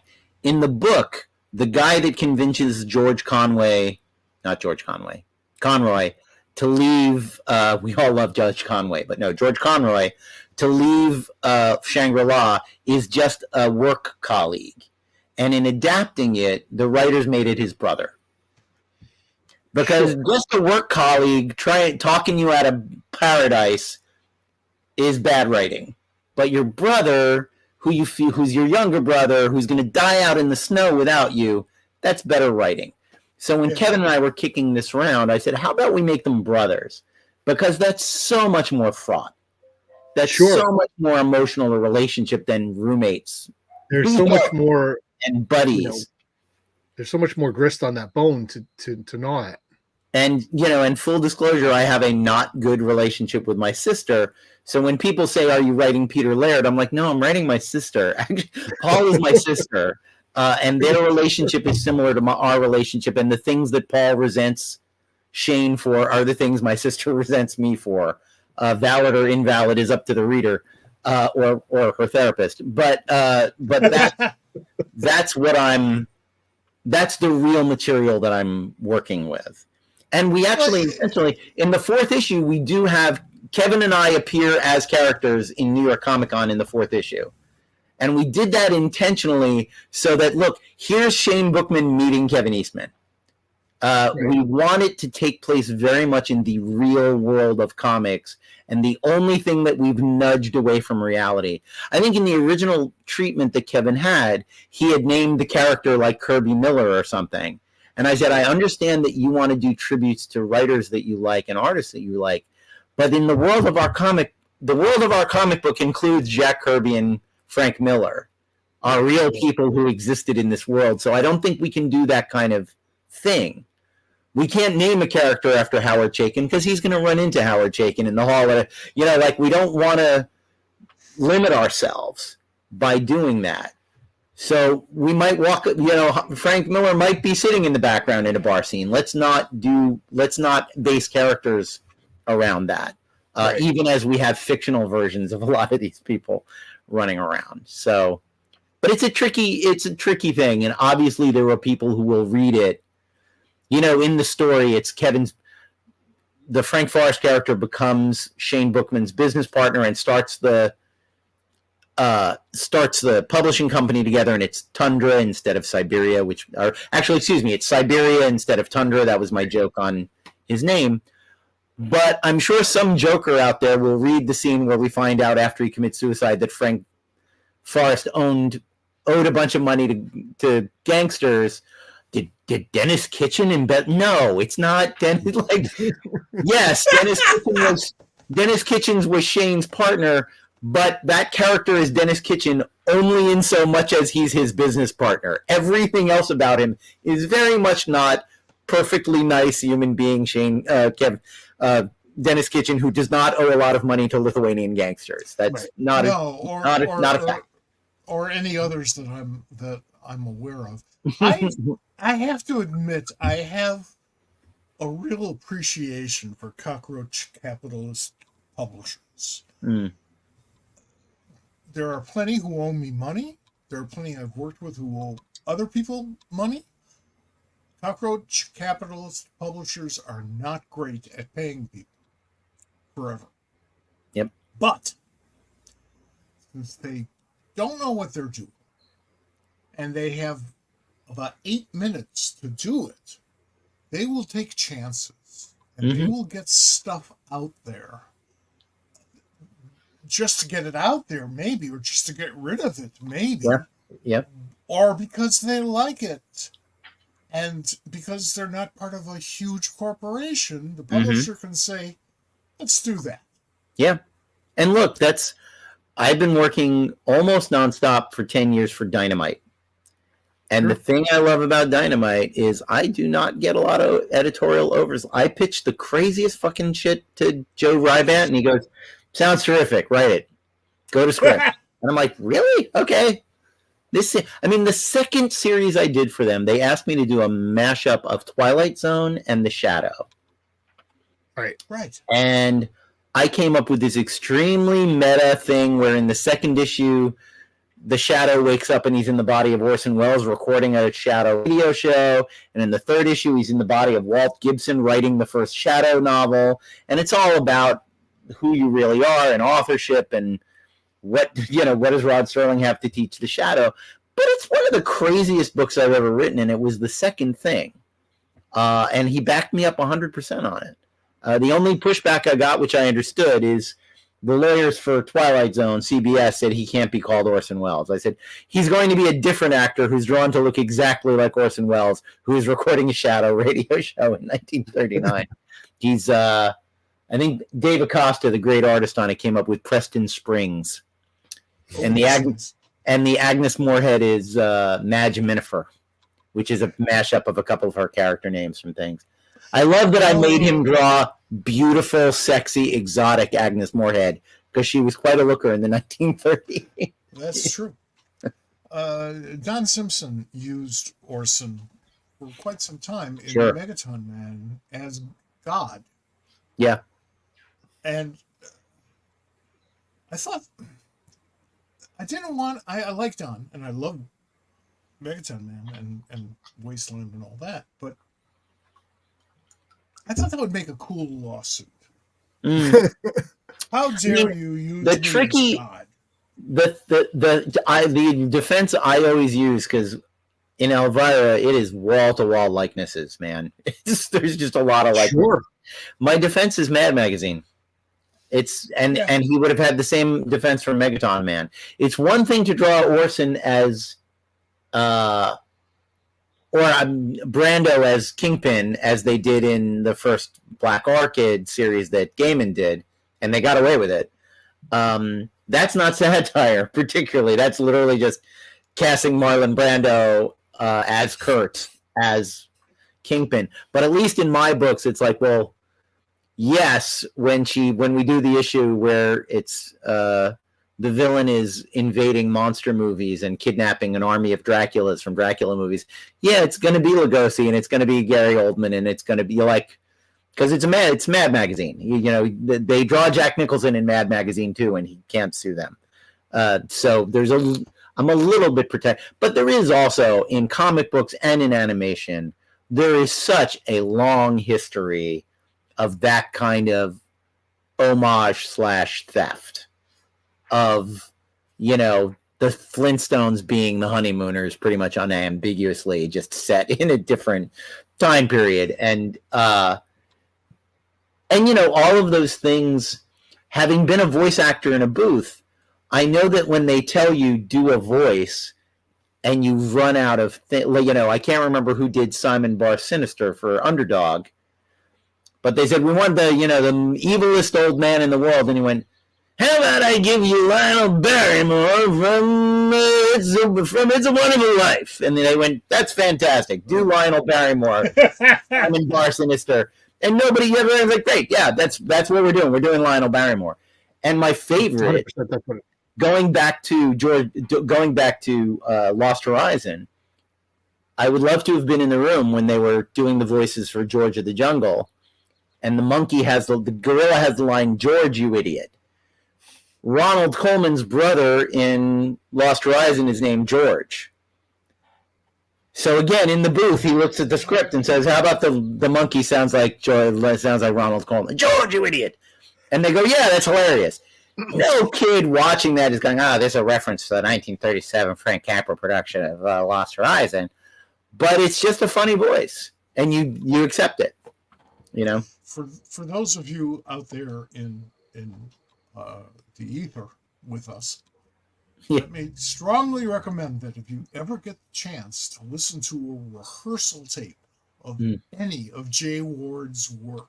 Oh, sure. Jay, you know, Rocky and Bullwinkle, well, certainly because you had William Cannon there, but geez, any of those guys, Hans Conrad, it's the funniest thing in the world.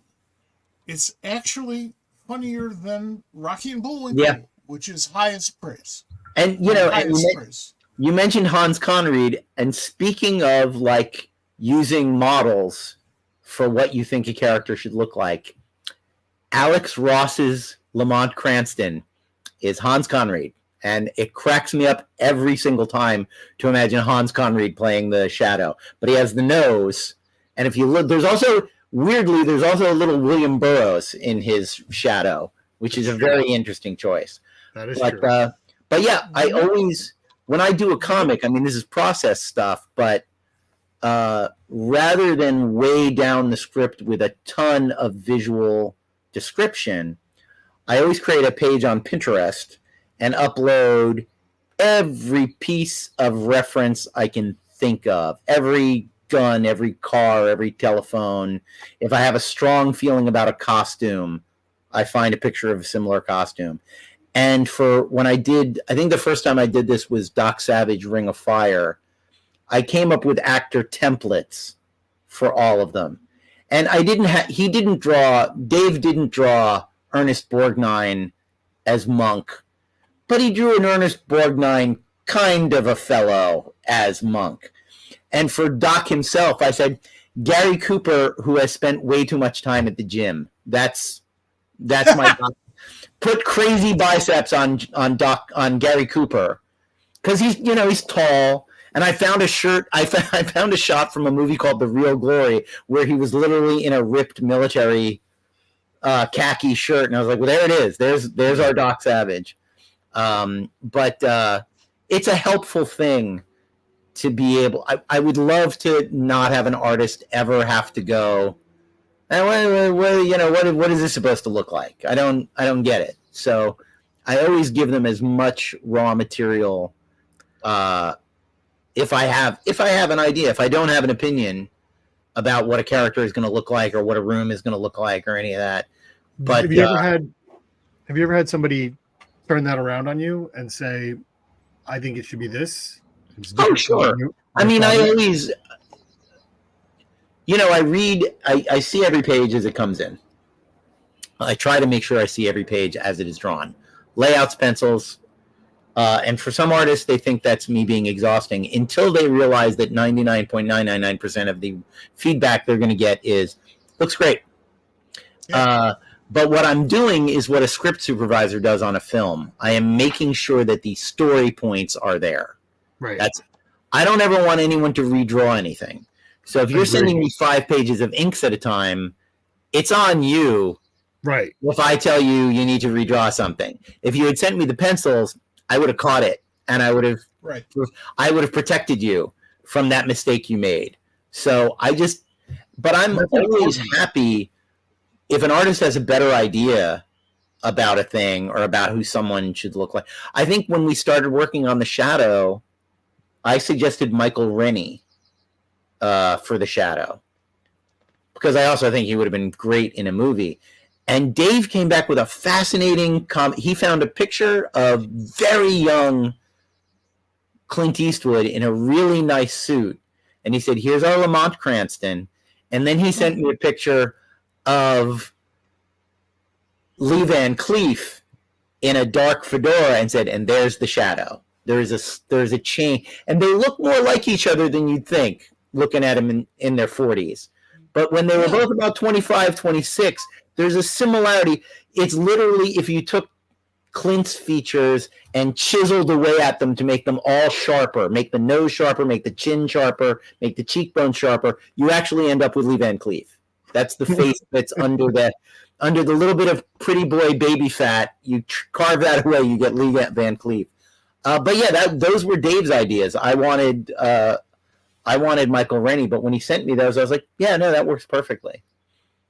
Your references throughout this broadcast, but also throughout your work, are very tied into the 20th century popular culture, very much so.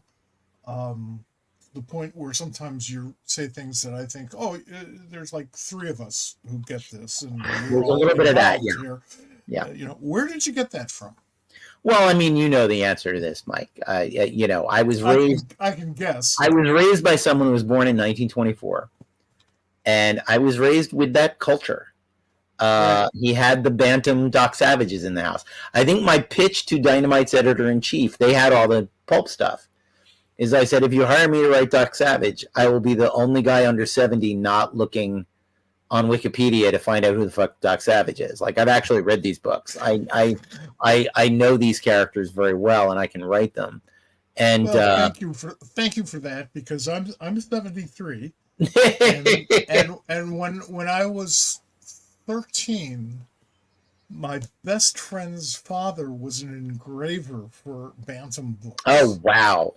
And he said, "Oh, you kids are into comic books. Here, this is where it started." And he gave me the first 3 That's amazing. First 3 reprints of Doc Savage, 1, 2, and 3, and they didn't come out for another 6 months. Wow. You That's know? amazing. So that little fanboy first one on your block thing. Oh, sure. I was going nuts. Sure. The bottom covers. I mean, I'd never seen anything like that before. That's Oh, yeah. just wonderful. It is funny. Stories Once you see, for a 13-year-old. oh yeah, no, they're perfect. They're written for a 13-year-old, and I mean no disrespect. Like No, that's and they have that quality. And I would say that when I was about to write the Ragdolls, I went back and read the first 12 Ninja Turtle stories. And what I love about them is they are so wonderfully unedited. No editor would have let them go into outer space and be on another planet, issue 4. Sure. Can we just stay in New York and do some kung fu for 20, 30 issues? And then you can, but the boys were like, no, we love Star Wars, Dimension X, lasers, triceratons. Like, it so has that wonderful feeling of an 8-year-old telling you a story of like, and then this crazy, and then there's the guy with the head in his stomach. And then, it's just, it's got that enthusiasm. And Kenneth Robeson, the pseudonymous Kenneth Robeson, tells stories in the same way, and so did my dad. There's an essay that I have been threatening to write for years about a certain aesthetic that I see strongest in 3 artists. My father is the least famous of them, obviously. But I think my father, Jack Kirby, and Sam Fuller, all New Yorkers, all World War II veterans of a certain emotional sensitivity who experienced combat overseas and come home, and they just want to grab you by the lapels and tell you the most exciting story you've ever heard in your life. And it doesn't necessarily make sense, and it doesn't always hold together at the end, and it goes off in weird-ass directions, but it is told with such absolute conviction and passion that you don't, at the end of a Sam Fuller movie, you don't go, well, there are a lot of plot holes on that thing. You don't, you read the Fourth World stuff and it adds up to exactly nothing, and who cares? It's fucking awesome. It's, right. It is full of sound and fury for real. And I wonder about that. See, it's a great point. It's full of sound and fury, but there was significance. Oh, absolutely. And the significance is, I'm telling you about war. I'm telling you about peace. I'm telling you about people. I'm telling you about passion. I'm telling you about love. I'm telling you about survival. I'm telling you about money. I'm telling you about how unfair the world is. We're going to talk about all those things, but we're going to do it with machine guns and aliens and Ninja Turtles. All the crazy shit, and Ninja Turtles. And, there's in my dad's work, I found this college professor wrote a 30, 40-page monograph on my dad that's really very good. And he asks the musical question, which I think a lot of people don't get about my dad. The question he asks is the Kafka-esque surrealism intentional, or is it that he doesn't know what he's doing? And it's intentional. It's, there's a worldview there. Right. And it's a worldview that embraces surrealism and the uncanny in the same way that Kafka does. And, the first book is the tall Dolores, and she's 6 foot. It's about a woman who's 6'3". The second one is about twins, but really it's triplets. The third one, there's always an element of the bizarre it's not in Mickey Spillane. There's no Kafka in Mickey Spillane. There's no, and my father was an autodidact. When you asked him where he went to college at literary cocktail parties, he would always say, United States Cavalry, class of 1945, because he dropped out of high school to join the cavalry and fight fascism in Europe. And, but he was the best kind of autodidact, and a lot of it was the movies. He would go see Ronald Colman while we're talking about Ronald Colman, in A Tale of Two Cities. And he would come home and go to the library and get The Tale of Two Cities out of the library and read A Tale of Two Cities. He would come home from the Seahawk and go on a tear reading Raphael Sabatini for a couple of weeks until he had read all of Raphael Sabatini, because he wanted more of that flavor. He wanted more of what he enjoyed. He would see an adaptation of The Three Musketeers and he'd read everything Dumas père wrote. for a couple of months. And that informs all of his work. Has that. You talk about me being steeped in the 20th century. He was steeped in all of adventure literature and all of literature, really. He could make a highfalutin. I remember I gave him, he hadn't read any William Burroughs when I became a big William Burroughs reader in the late 80s, I think. And I gave him Junkie to read. And he said, William Burroughs is like Picasso. If he had wanted to write straight detective novels, he would have been the best of us. Because that snappy, that thing you need in detective novels of, I'm going to describe this person in one sentence and you're going to get it. You're going to know everything about him. I'm not going to describe him for 3 pages. I'm going to say this one or two pithy thing about him and you're going to go, I got it. We're moving on. Burroughs had that. But he didn't want to do it. Picasso didn't want to paint pretty pictures. Right. He wanted to do something else. He wanted to do something avant-garde, and that's the direction he went. But I thought that was an interesting reaction to Burroughs. He went, it's kind of a pity this guy didn't just knock out a couple more conventional crime novels, because they would have been fantastic. And I said, yeah, there's a conventional crime novel somewhere in Naked Lunch, but you're going to need a pickaxe and a shovel to find it. It's buried pretty deep. That's a good point. We were talking about Jack Kirby before, and his Fourth World stuff. The villain, Darkseid, Jack had based upon Richard Nixon. Now, that might not be obvious. Maybe some of the visual posture, but other than that I don't think that's very obvious. No. Until somebody rats Jack out and says, no, his starting point here was Dick Nixon. Yeah. And you go back and read that stuff, and it's like, oh, holy shit. Yeah. The same sort of thing. And I love that. Yeah, and the thing is, I mean, people always say that trope about Warner Brothers cartoons, but it's true. It's like, and I like to think I'm doing the same thing in the Elvira comics. It's laden with all sorts of ridiculously deep references to stuff that, you have to be a pop culture historian to recognize it, some of it. But I think the joke works if you don't know where it's coming from. Thank you, Sherry. I enjoyed writing both of them, and I'm hoping to do more. That's the trick. When you talk about when I would watch Bugs Bunny cartoons as a kid, the gremlin says, well, it ain't Wendell Wilkie. That's just a funny sounding name to a kid.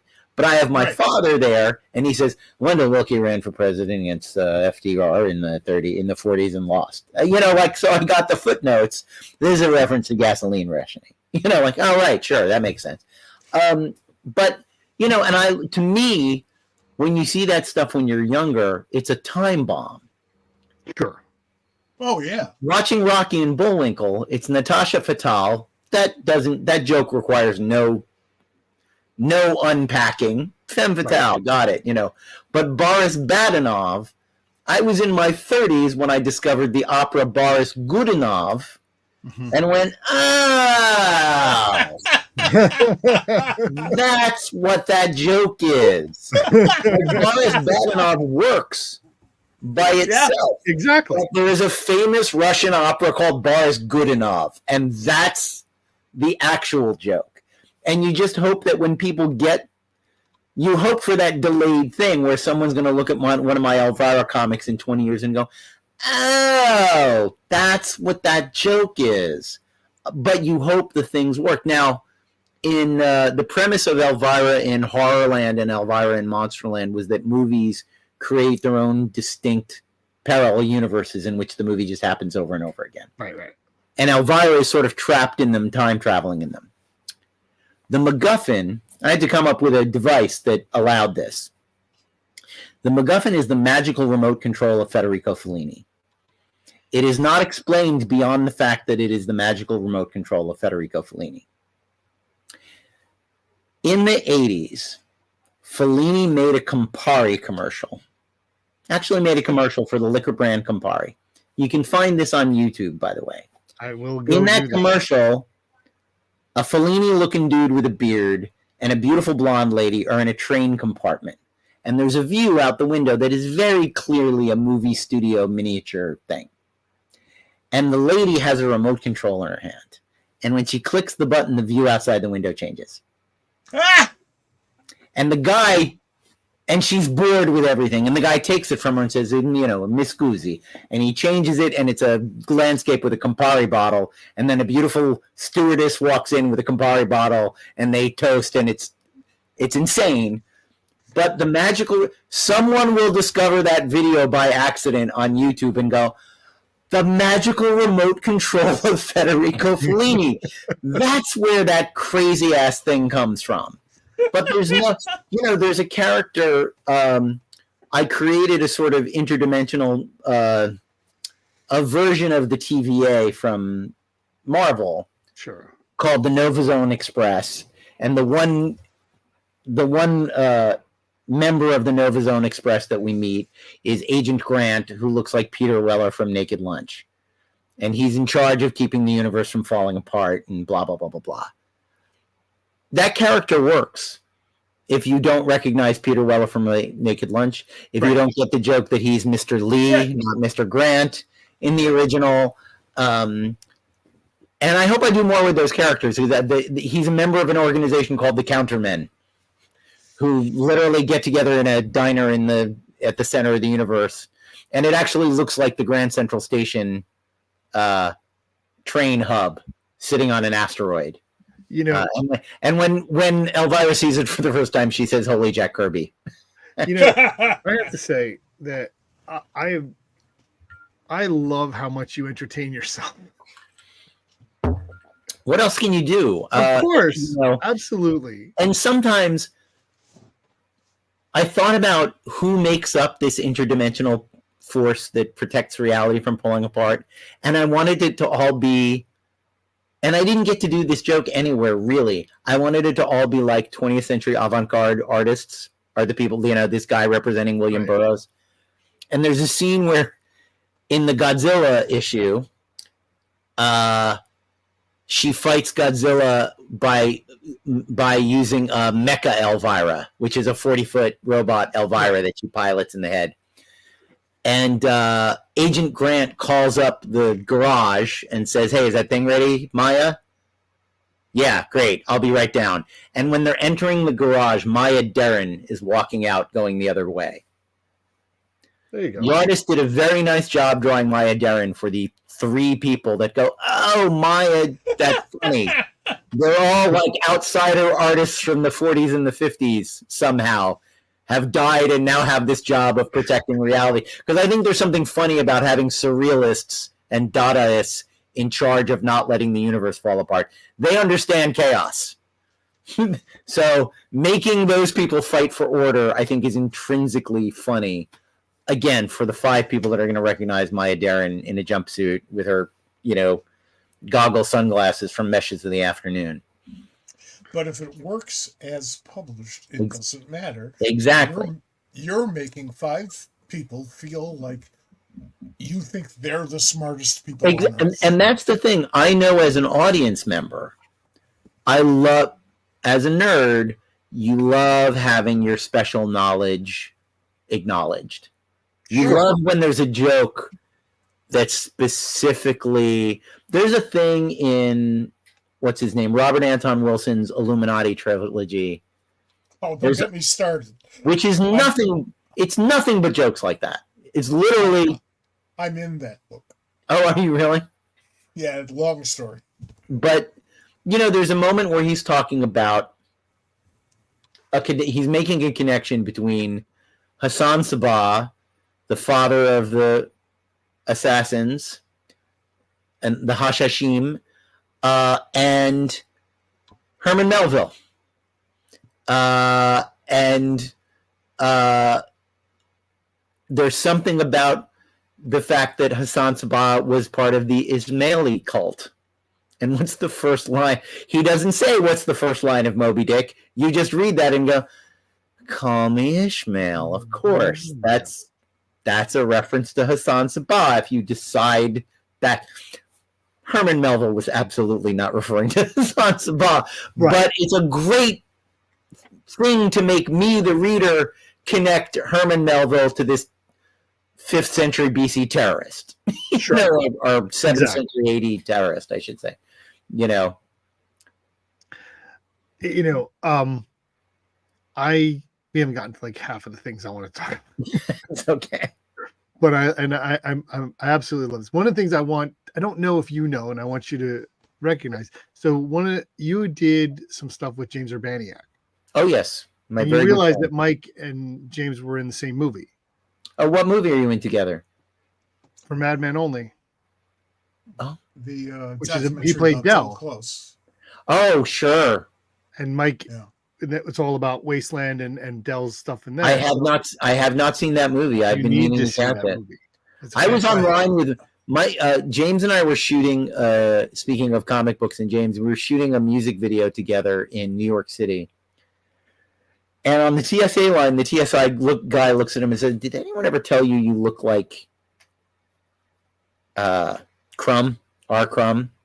And James says, "Well, actually, he didn't have a mustache. It's like, I don't actually look like Crumb at all, but I played him in a film called American Splendor." And the guy went, "No, I've never seen American Splendor. You just look like R. Crumb." And we're like, "Okay, we're just going to have to let this go." Because literally, James does not look like R. Crumb with a clean shave. It's not he doesn't particularly resemble him. But yeah, he's a great guy. We made a bunch of short films together a while back. And we've just been talking about doing something else together. And I did put him in, I did an Elvira comic that takes place at San Diego Comic-Con called The Wrath of Khan, because I have no self-control. And I wanted it to have the authenticity of having the people I run into at Comic-Cons at it, particularly the non-comics people. So I put in James, who's doing a panel on the Venture Brothers, and Elvira comes in and says, "Sorry, I need your podium." And he's like, "Elvira, what are you doing here?" And I put in Vernon Wells, who's an old friend of mine, who's judging a costume contest, and says, "Why are you taking all my Elviras?" And David Yost, who's the Blue Power Ranger. I worked on the Power Ranger for the first season as a grip. That's awesome. And David and I have actually, through social media, stayed in touch all these years, and I run into him at comics every once in a while at conventions. But yeah, James is a great guy and one of the funniest people I know.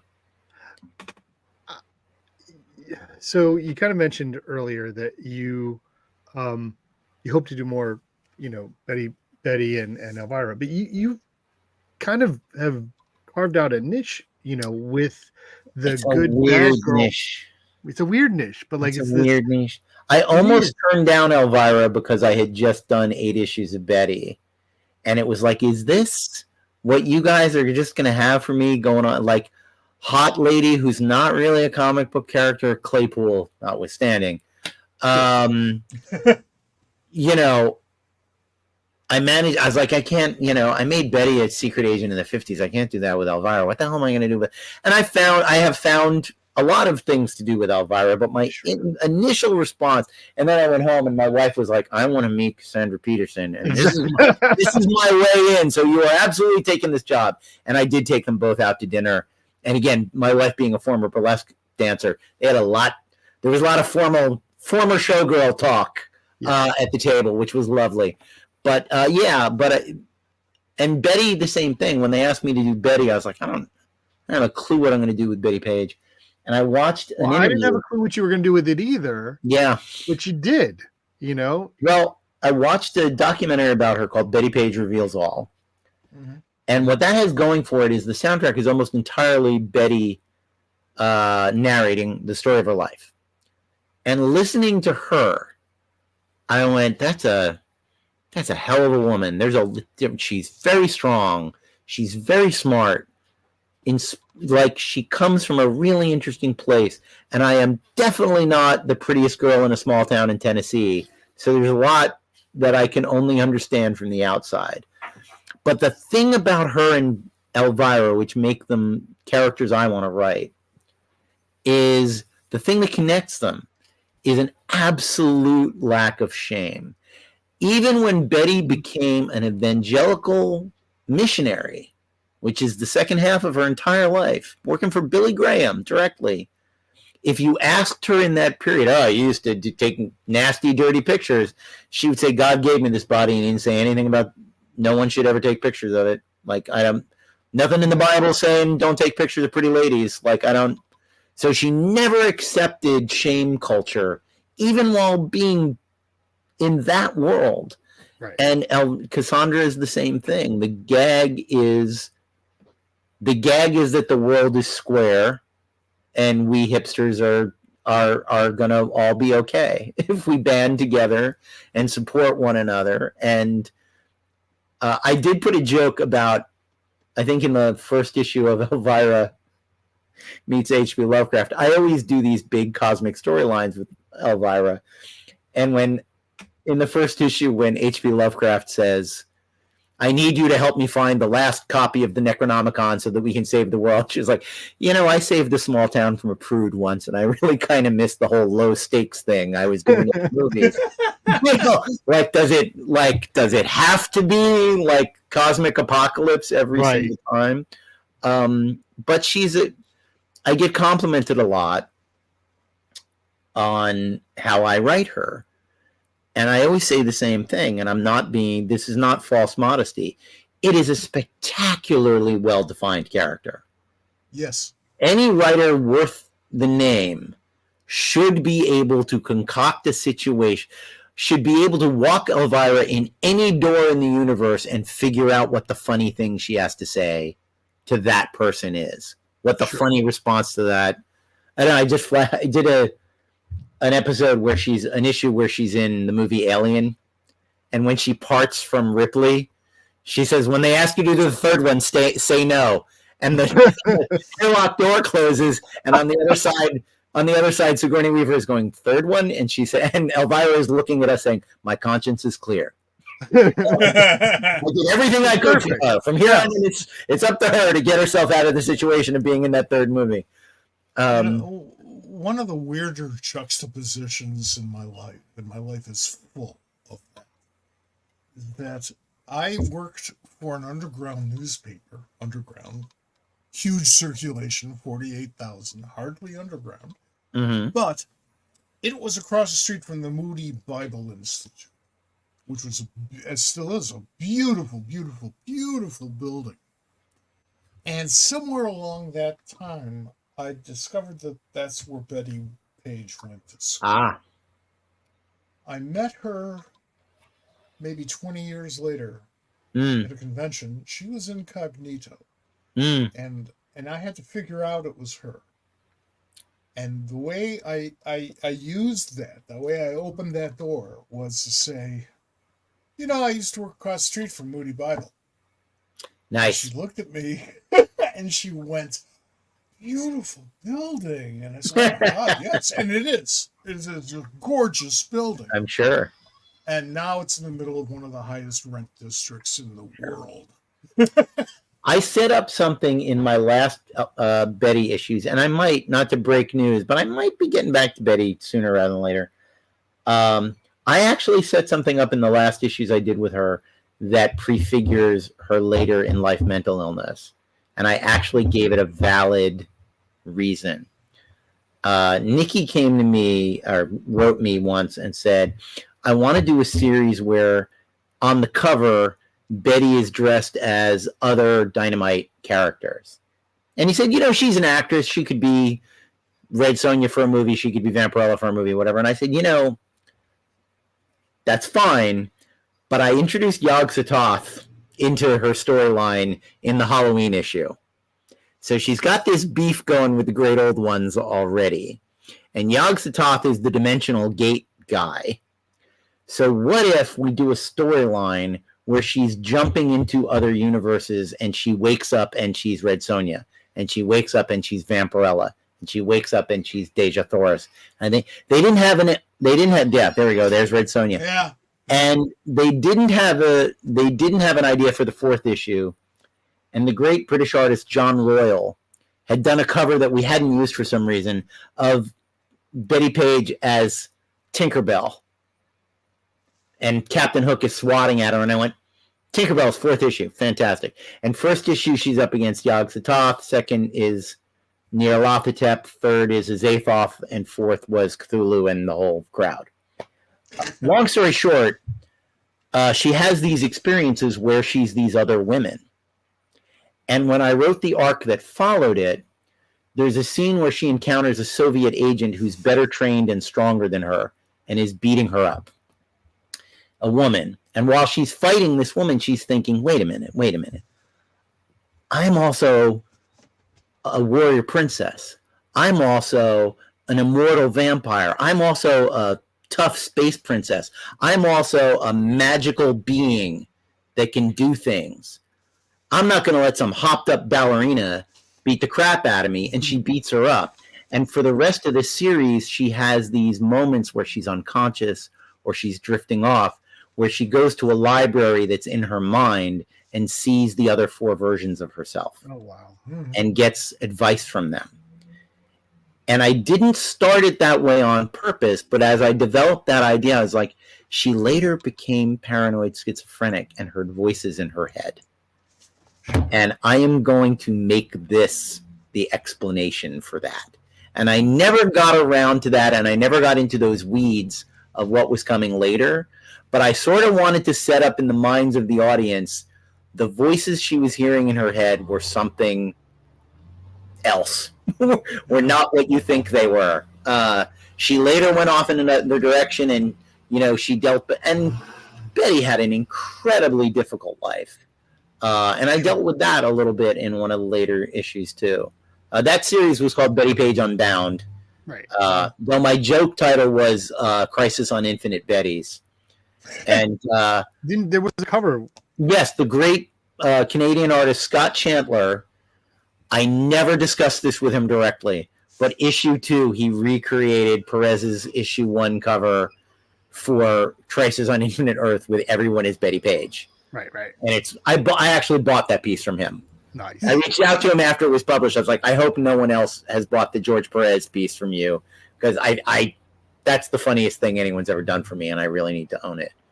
But yeah, it's and again, Dynamite let me do all of that crazy nonsense. And there's an upcoming issue of issue 4 of Elvira meets H.P. Lovecraft. Takes place in Dreamland, in Lovecraft's Dreamland from Dream Quest of Unknown Kadath.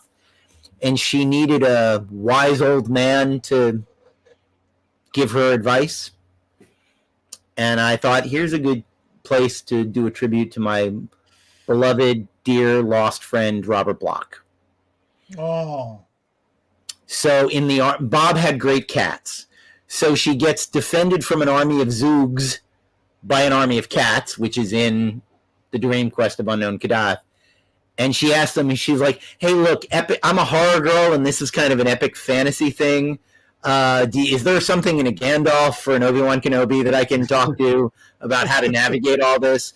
And the cats say, oh, you should talk to Bo, which was the name of one of Bob's really beautiful cats. And Bo comes over and says, yeah, sure, I'll take you to a guy who can explain things to you. And she knocks on the door, and the door opens, and it's Bob Bloch. And Bob and Ellie, his beautiful wife, are in the comic for 3-4 pages. And I cried when the Kuber Ball drew it. I cried when I got the pages, because it is such a privilege to be able to do that. And there will be people who have no idea who that guy is, and no idea why Norman Bates is the one bringing in the dessert at the end with the knife. And they'll look it up. I got a thank you letter from Bob Bloch. Oh yeah, and that totally surprised me. No idea it was coming. I had reprinted a couple of his stories in one of our greatest stories ever books from DC. And I also, as was my habit, kind of walked through the reprint payments, because sometimes they took a while. Yeah. And at that moment in time, I'm not sure Bob actually had that much of a while. So yeah.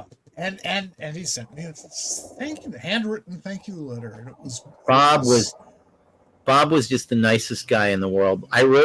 When I discovered Lovecraft when I was a kid, I don't know why I did this, but I decided it would be a fun sort of literary test. I wrote a poem that used every single one of those friggin' unpronounceable Lovecraft names in it. I wrote a poem about the great old ones. I have no memory of what I rhymed with Nyarlathotep, but I did rhyme something with Nyarlathotep. And my dad, unbeknownst to me, sent it to Bob, because Bob, of course, knew Lovecraft, and got a lovely, encouraging letter back from Bob. And I grew up in Jersey, where I was born and raised. And when I moved to LA, people who know me now find this very hard to believe or understand, but I was a shy kid, and I was even a shy teenager. And my dad encouraged me to call Robert Bloch, and he invited me up to the house for lunch, and we were friends the last decade of his life, I guess. And that's great. He would, there's a local show, the Glendale Paperback. It used to not be in Glendale, so it must have been called something else. But there's this great vintage paperback show. It's always in March. It's always the same day as the LA Marathon, which makes it hard to get to sometimes because of traffic. But for the last, 5-10 years of his life, I would be Bob's valet, and I would keep him company.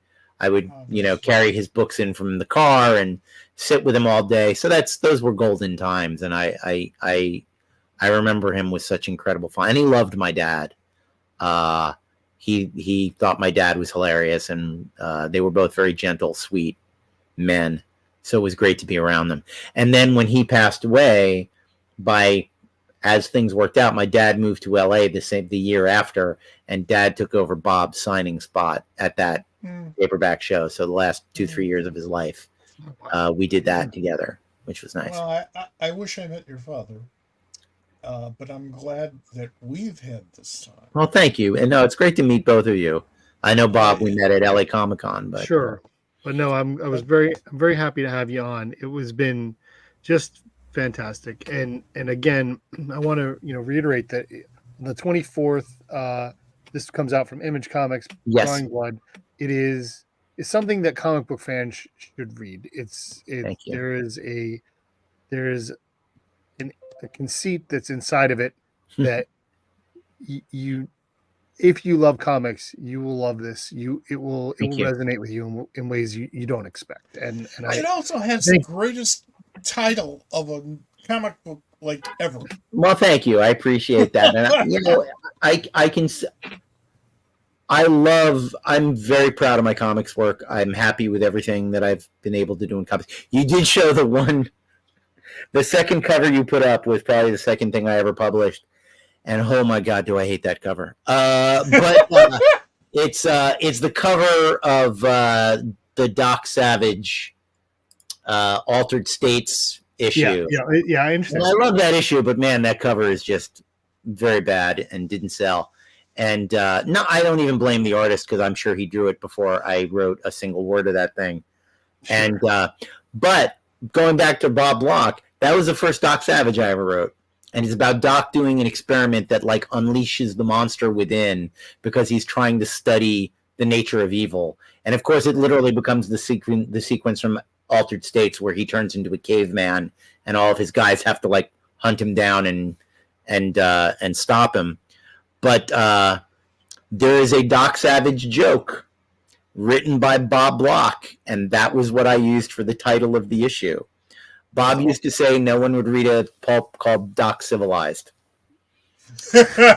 And when I was breaking that story and I realized it was going to be about Doc turning into a caveman, I went, oh my God, I have an opportunity to write a story called Doc Civilized. And I did. And that issue was called Doc Civilized. And I think I dedicated it to Bob, or I at least gave him a shout out.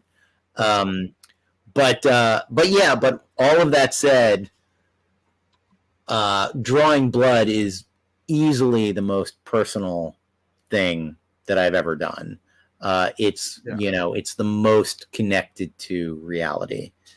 Before we wrap, I will say that the third issue of H.P. Lovecraft comes out on the 17th, whatever next Wednesday is. Yep. It's the week before, and any resemblance of October Grendel to August Derleth is purely coincidental. I introduce a character who was the literary executor of H.P. Lovecraft, who took advantage of him and slapped slapped Lovecraft's name on a bunch of stories he wrote, and that's not August Derleth at all. If any of his fans are listening, I've got one more thing I want to tell you guys about, especially because of your interest in my dad. I'm trying to get this launched as a creator-owned comic at Dynamite. And by the way, I was lit by sunlight, and it has gone down, and now I'm very dark. Yes.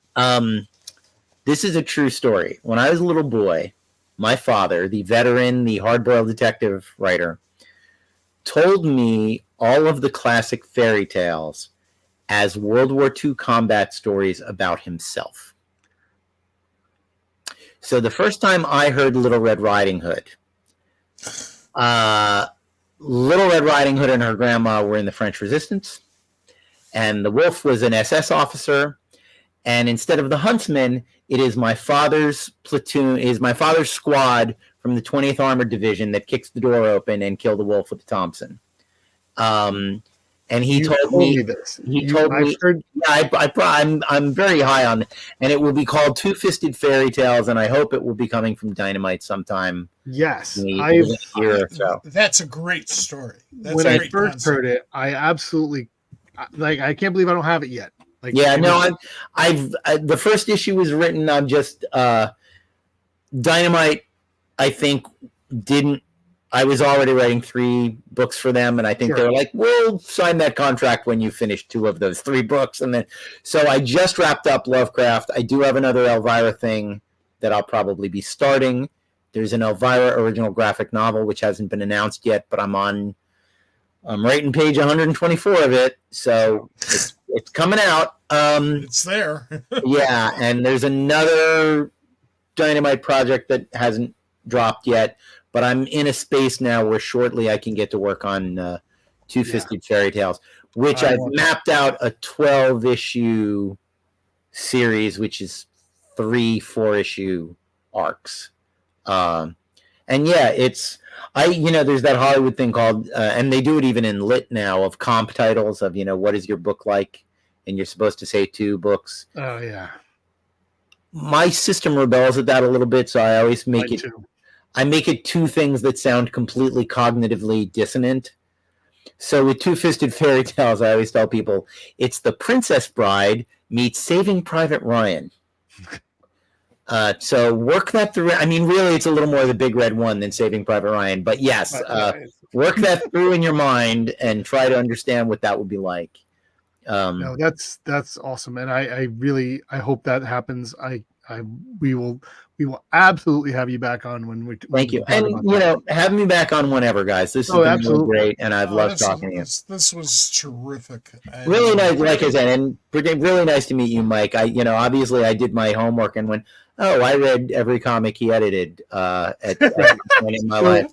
I just want you to understand that. So your experience with Kevin is pretty much what I'm experiencing here every week with Mike. Got it. So and it's the people say don't meet your heroes. I mean, human beings are human beings, and they're always going to be complicated. But yes, I have loved James Urbaniak was a hero of mine. Saw him at a show. We had drinks afterwards with the whole cast, and it was very funny. He had just moved to LA, and he said to me, I just moved to LA, and I don't have any friends, so I think we should be friends. And I was like, yeah, that's great. Sure. And why not? Kevin is probably my best friend in the world. And the amazing thing to me as a comics guy that's new is that in the 80s, I was reading all this stuff. And now I walked into New York Comic Con 4 or 5 years ago, and I'm walking up Artist Alley, and I hear, David, and I look over, and it's Matt Wagner waving. Yeah. And as we're walking over, my wife, who knows comic books, goes, I bet that feels pretty great, huh? And I went, yeah, to have Matt Wagner call my name across a crowded hall so that I come over and talk to him, that feels pretty fucking great, actually. To see Chaikin delighted to see me when I show up at a signing, that's a laugh for me as someone who read every issue of American Flag in the 80s. It's like I said, people are complex. We've talked about Harlan Ellison on this show, but if you accept them for who they are, it's pretty great. I don't know that I've met any of my heroes and they just turned out to be an absolute monster. Steranko's gone for Trump now, so that's that's a hard one. You have to take that aside. Yeah. But I mean, I've met so many of my heroes over the years, over my careers, my various careers. Of course, yeah. And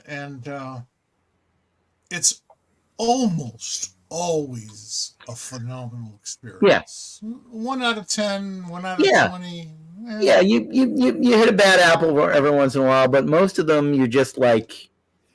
People always ask me, because Kevin is sort of famously nice, and whenever I hear someone say he's the nicest guy in comic, I go second nicest, because Stan Sakai is out there making us all look like assholes. That's 100% true. Because Stan is just very nice. But let me tell you, one of these days, next time, I'll tell you my story with meeting Groucho Marx. Oh, sure. Bob, we can keep going. We've gone way over. But thank you. It was my pleasure. This has been wonderful. I'm so glad you were able to do it. I'm so glad we were able to talk about this book. Everybody go out there and thanks for hanging with us. We will be back next week. I don't have an announcement just yet, but it's on its way. We are booked the week after, so we'll be here. David, I'm going to let you go. Thank you, Bob. Really great to meet you, Mike. Great to see you, Bob. And thanks for having me on, guys. Thanks very much. Thanks, David. Thank you very much. All right. Okay. We are we are out of time. I have to be somewhere else. Yeah. All right. We're going to go. Thank you so much, everybody, for being here. We'll be back. Make sure you go to popculturesquad.com.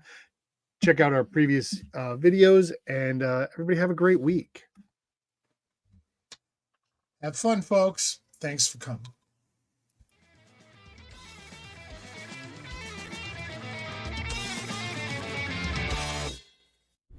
This has been a production of the Pop Culture Squad Network. PopCultureSquad.com. How do you nerd?